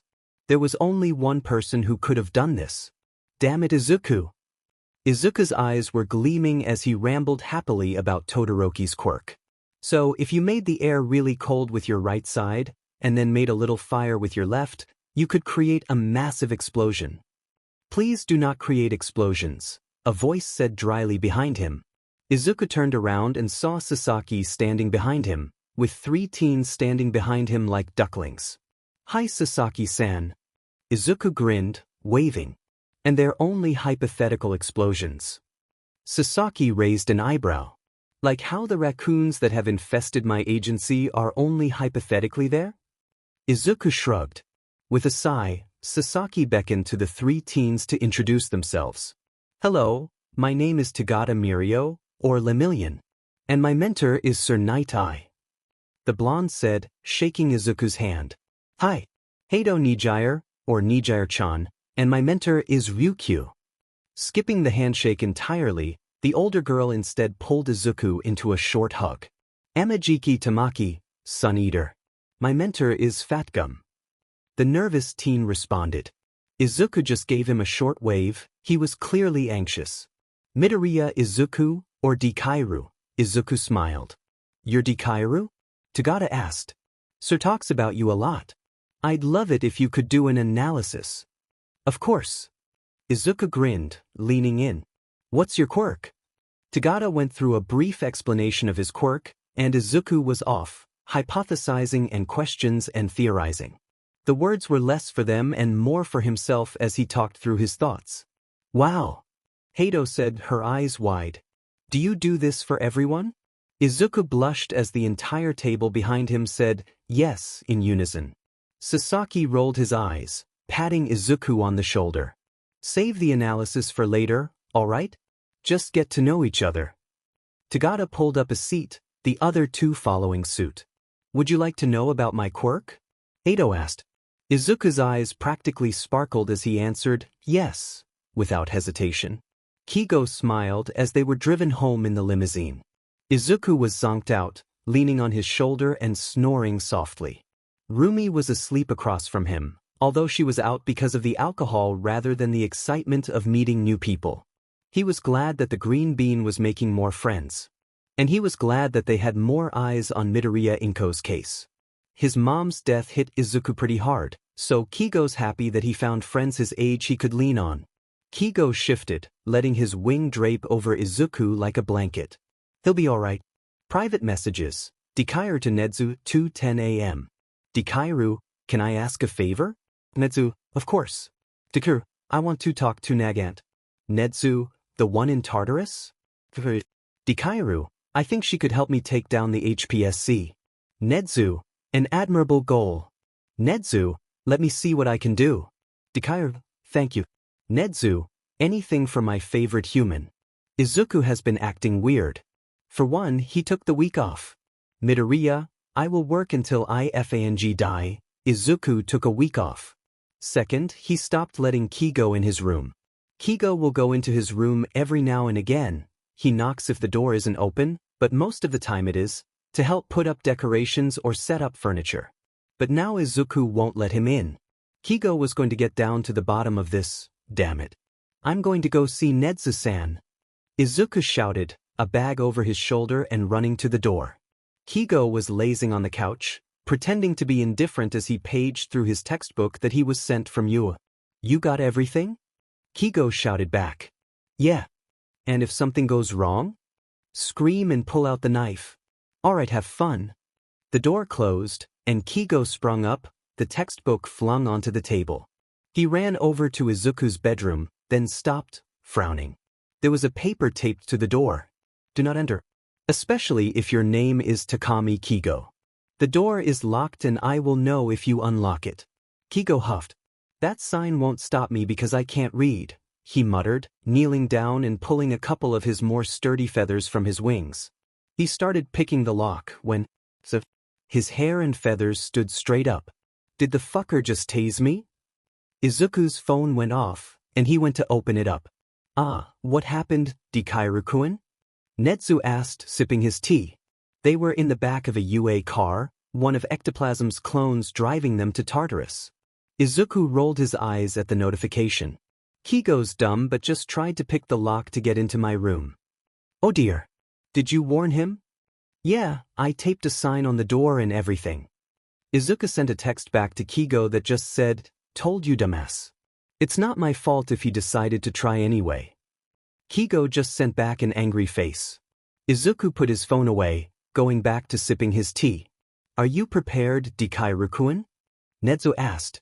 Izuku nodded. I have everything I want to ask written down in my notebook. I brought the audio recorder too. Excellent. I also brought everything I needed. Izuku raised an eyebrow. What would that be? Nedzu just chuckled. You'll see, Dikairu-kun.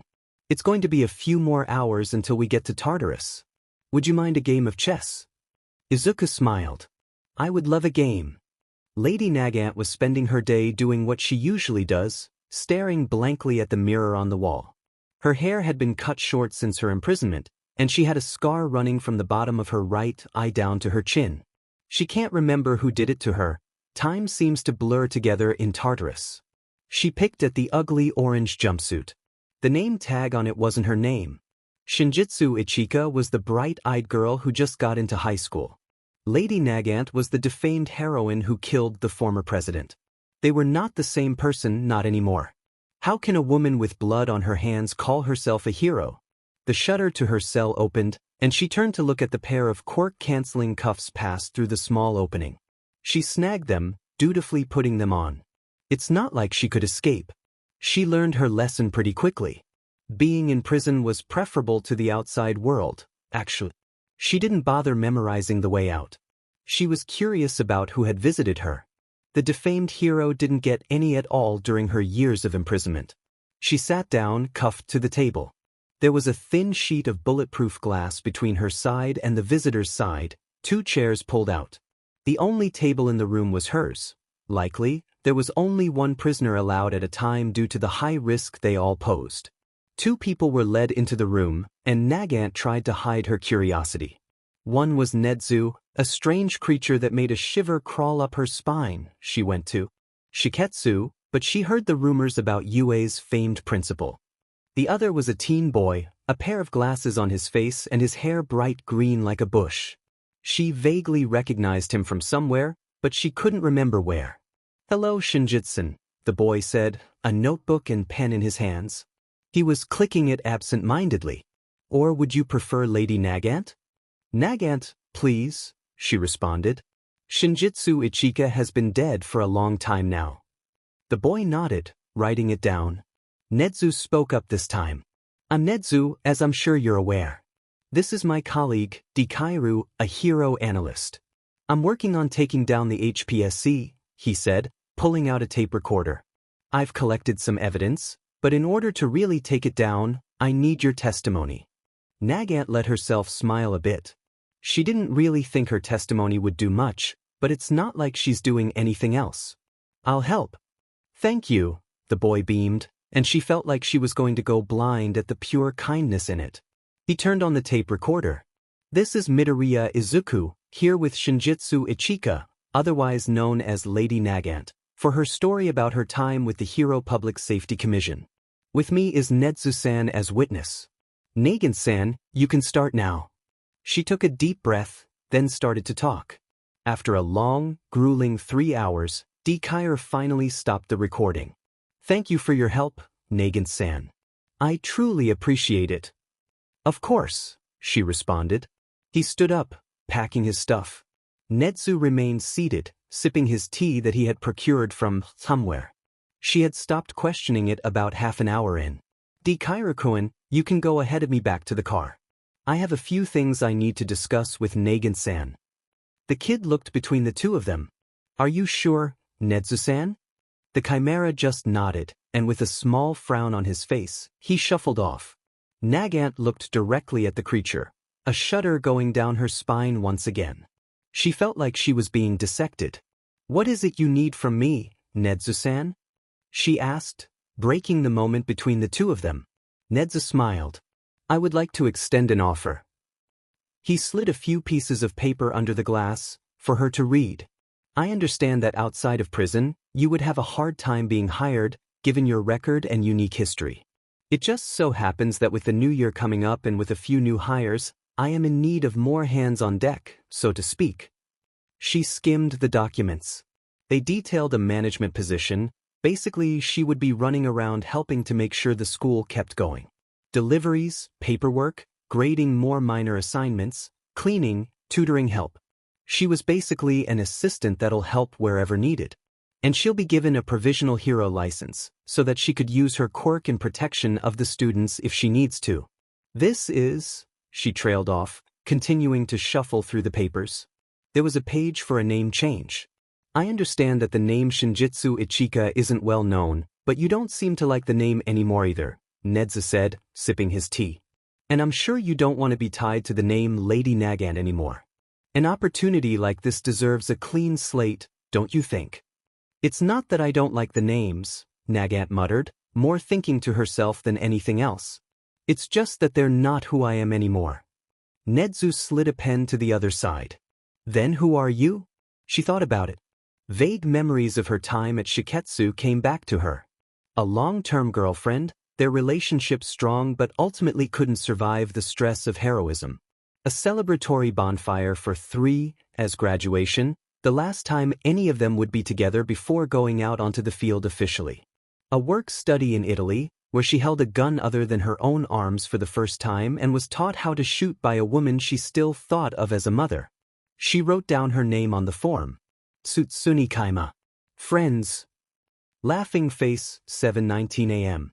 Broccoli-chan, Izuku, Sonic the Hedgehog, Ida, Hot Pocket, Todoroki, Dr. Jekyll, Hatsum, Mr. Sandman, Hananuki, and Mrs. Darcy, Yamamo, are online.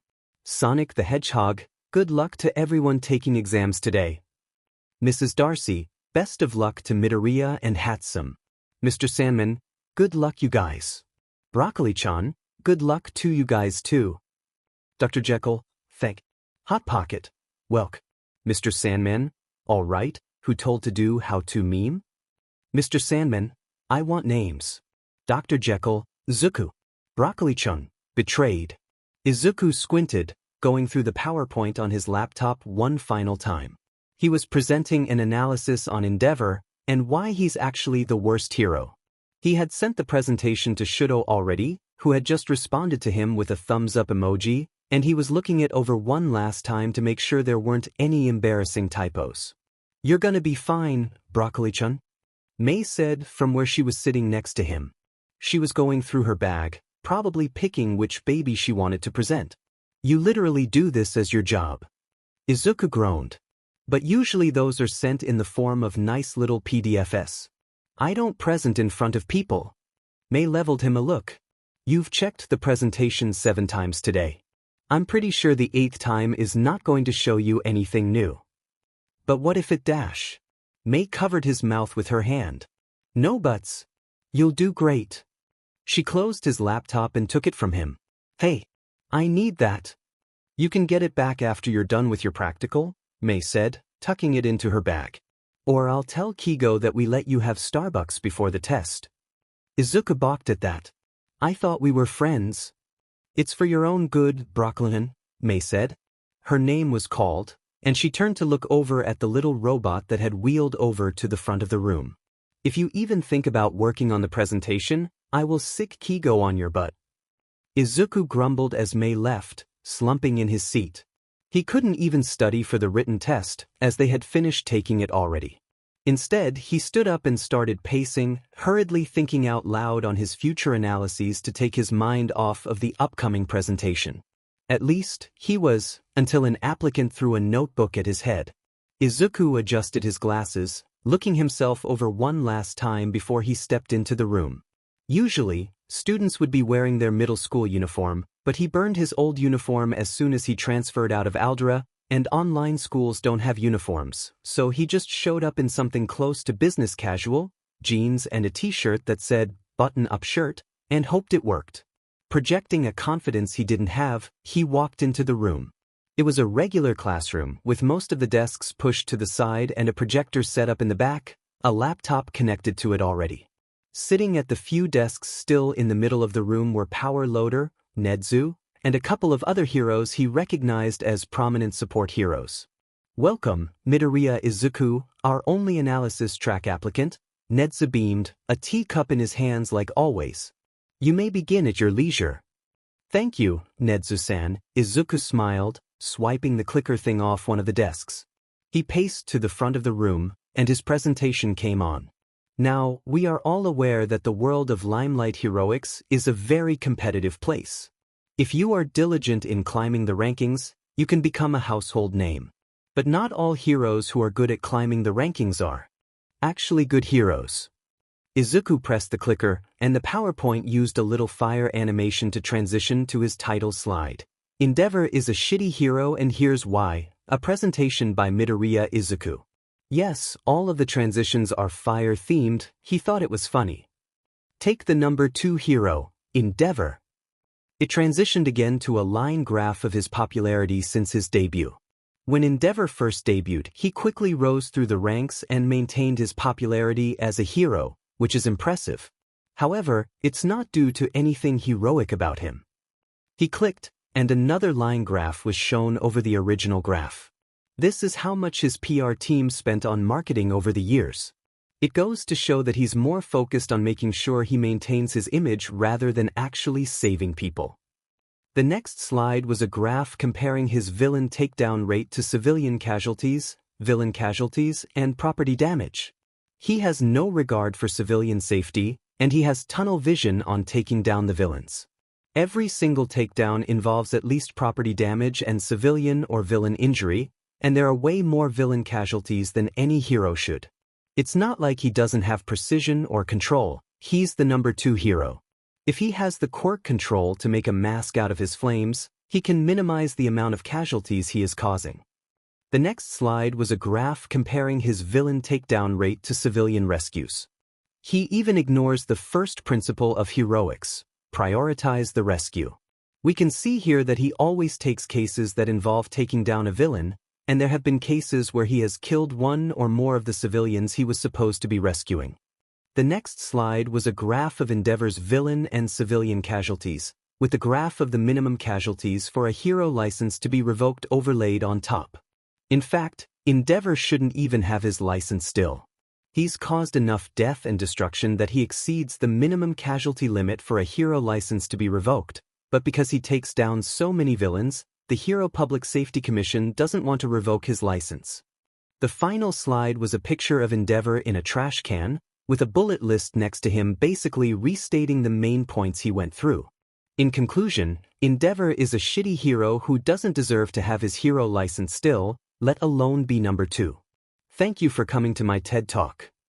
Izuku finished off his presentation with a bow, then stood ramrod straight as the silence went on for several seconds. Then Power Loader started clapping, and soon the whole room was clapping. Excellent job, Midoriya-kun, Nedzu said. Izuku let the tension slip out of his shoulders. Thank you, Nedzu-san. You may go back out to the waiting room, Power Loader said. You'll wait out there with the rest of the applicants until we can dismiss everyone. Izuku smiled, then bowed again. Thank you for taking the time to consider me. One more thing, Nedzu called out as he was leaving. Izuku turned back to face him. It's customary for analysis track applicants to have their presentations shared with the analysis teams of the hero teams they choose to present on. Izuku paled. I'm honored that you believe it's worth sharing, he squeaked before running away. I'm gonna die. Those were the first words out of Izuku's mouth as he practically ran over to reclaim his seat next to his friend. What did Nedzu say? May asked. Because if he said something mean, no one'll find the body dash. No. Nothing like that, Izuku tried to reassure the situation. It's even worse. Well, if they liked your presentation, I don't see dash. They're gonna send it to Endeavor. There was a moment of silence. May patted him on the back. I'll arrange your funeral, Broccoli-chan. Izuku groaned, slumping down in his seat. My life is over. Tell Sushi I love her and give her a kiss on the forehead for me. All my stuff goes to her. Make sure I'm cremated and launched into the sun dash. Excuse me. Izuku turned his head a little, and a shiver went down his spine. He recognized that voice, and out of the corner of his eye, he saw Small Might standing in an ill-fitting suit, practically hiding behind the doorway. Is there a Midoriya Izuku here? Can a quirkless person become a hero? I'm sorry, kid, but no. It's simply too dangerous. If I had waited any longer before jumping in, Bakugo would be dead by now. The kid's right. His quick thinking bought me the time to pull them both to safety. Toshinori has been doing a lot of thinking lately. Don't get him wrong, he's always thinking, but usually it's along the lines of, I need to go visit Gran Torino again, or, I need to be ready to make a speech at the Make a Dream Foundation today. But lately he's been thinking about quirkism, and one boy who dared to believe he can become a hero. He remembered being in a similar position. A bright-eyed kid, without any quirk at all, wanting to become a hero that would be a pillar of justice for people to believe in. Back then, he was supported by a mentor who trained him and passed on her quirk to him. But he was so blinded by his own fear and his weakening body that he forgot where he came from. Instead of passing on the torch and reaching a hand out to another like Nana did for him, he callously dismissed the boy. He took the time afterwards to do his own research. Sure, he'd been teased and pushed around as a kid because he was quirkless, but it had gotten so much worse over the past few decades. Most people who were quirkless were older, and didn't that hurt, being reminded how old he was, so quirkless children were increasingly rare. The bullying, suicide rates and hate crimes were atrocious. And sure, he was injured, a hero with an incredibly powerful quirk, but that doesn't mean other heroes with weaker quirks are any more likely to be injured. In fact, his own mentor's quirk wasn't particularly powerful, but he's the strongest hero that Toshinori knows. Anyways, it all boils down to this. Toshinori, standing in a side room, across from the boy who he left on a rooftop. A boy who was able to save a kid that Toshinori couldn't. "Hello, young Midoriya." The boy clutched his bag tighter, although his face remained neutral and hard to read. "Hello, small mite." His eyes widened when he realized what he just said, and Toshinori couldn't hide the chuckle that escaped him. "It's all right, my boy." No offense, but why have you brought me here?" Midoriya asked. "You made it pretty clear what you thought of me last time we met." Toshinori nodded. "I understand that what I said that day was wrong." Midoriya's head jerked up, surprise clear on his face. Which is why Toshinori went down on his hands and knees, lowering his forehead to the ground in a proper bow. "I wanted to apologize for what I said." The boy gasped above him. "All might I dash?" He sat up. Midoriya was crying, tears streaming down his face as he covered his mouth with one hand. "You're the only one to apologize," he sobbed out. Toshinori held out his arms. Midoriya hesitated, then practically barreled into him, sniffling as he wrapped his arms around the boy. "I was blinded by my own fear," Toshinori continued. "If the symbol of peace can be crippled by a villain, what could happen to those with weaker quirks? But that's simply not true. Some of the strongest heroes I know have relatively weak quirks, and rely on support gear and their wits to get them through battles. I'm sure a hero without a quirk could do just as well." Midoriya pulled away, wiping his eyes, the flow of tears gone for now. Toshinori stood back up. "You really thought a lot about this, huh?" Midoriya said. "Apologizing, I mean. Of course. Although it did take a couple smacks from my mentor to set my head straight." Toshinori smiled as the boy chuckled. He was glad to cheer him up, even if it was at his own expense. "Gran Torino, right?" Midoriya asked. "Unless you have some other secret mentor I don't know about." "You really do know your stuff," he said. "You're correct about both of those things. That's related to something I wanted to ask you, actually." And Toshinori recounted the story of One for All. About a quirk that started with a user who could pass on another quirk, gaining strength from one user to the next, how it was passed to his mentor, who saw a quirkless kid with ambition and passed it to him. "And I see that heroic spirit in you, my boy," Toshinori said, stretching out his hand. "I would like you to be the 9th holder of One for All." Midoriya stared at his hand, then looked back up at him. "You do know how it sounds, right? Asking me to take your quirk right after you said that I can be a hero without one." "Of course," Toshinori said. "And I would support you either way. If you choose to reject the quirk, I will look for someone else to inherit it instead. But I believe you will do great things with or without it." "What if I don't want to be a hero anymore?" Midoriya pulled out a pin from his pocket, a bunny that looked like the one on Dekairu's signatures. He recognized it from the pictures circulating on the HN. "I found something that satisfies me without putting myself in harm's way and worrying my mother or my friends." "Then I would still support you," Toshinori said honestly. "I meant what I said. You are already doing great things without it." He put his hand down. "I'm presuming you're not taking the quirk?" Midoriya shook his head, pocketing the pin again. "Thank you for offering though. It means a lot. And I'll help you look." Toshinori smiled. "I look forward to it, young man. Now, you should get back to your friend. I'm sure she must be worried. I'm glad you have such good friends." Midoriya smiled back, more hesitant than Toshinori's beaming grin. "Thank you, All Might, for apologizing." Toshinori shook his head. "You deserved it, my boy. Broccoli-chan, who made you cry? Who do I have to kill?" "Nobody, I promise their happy tears may."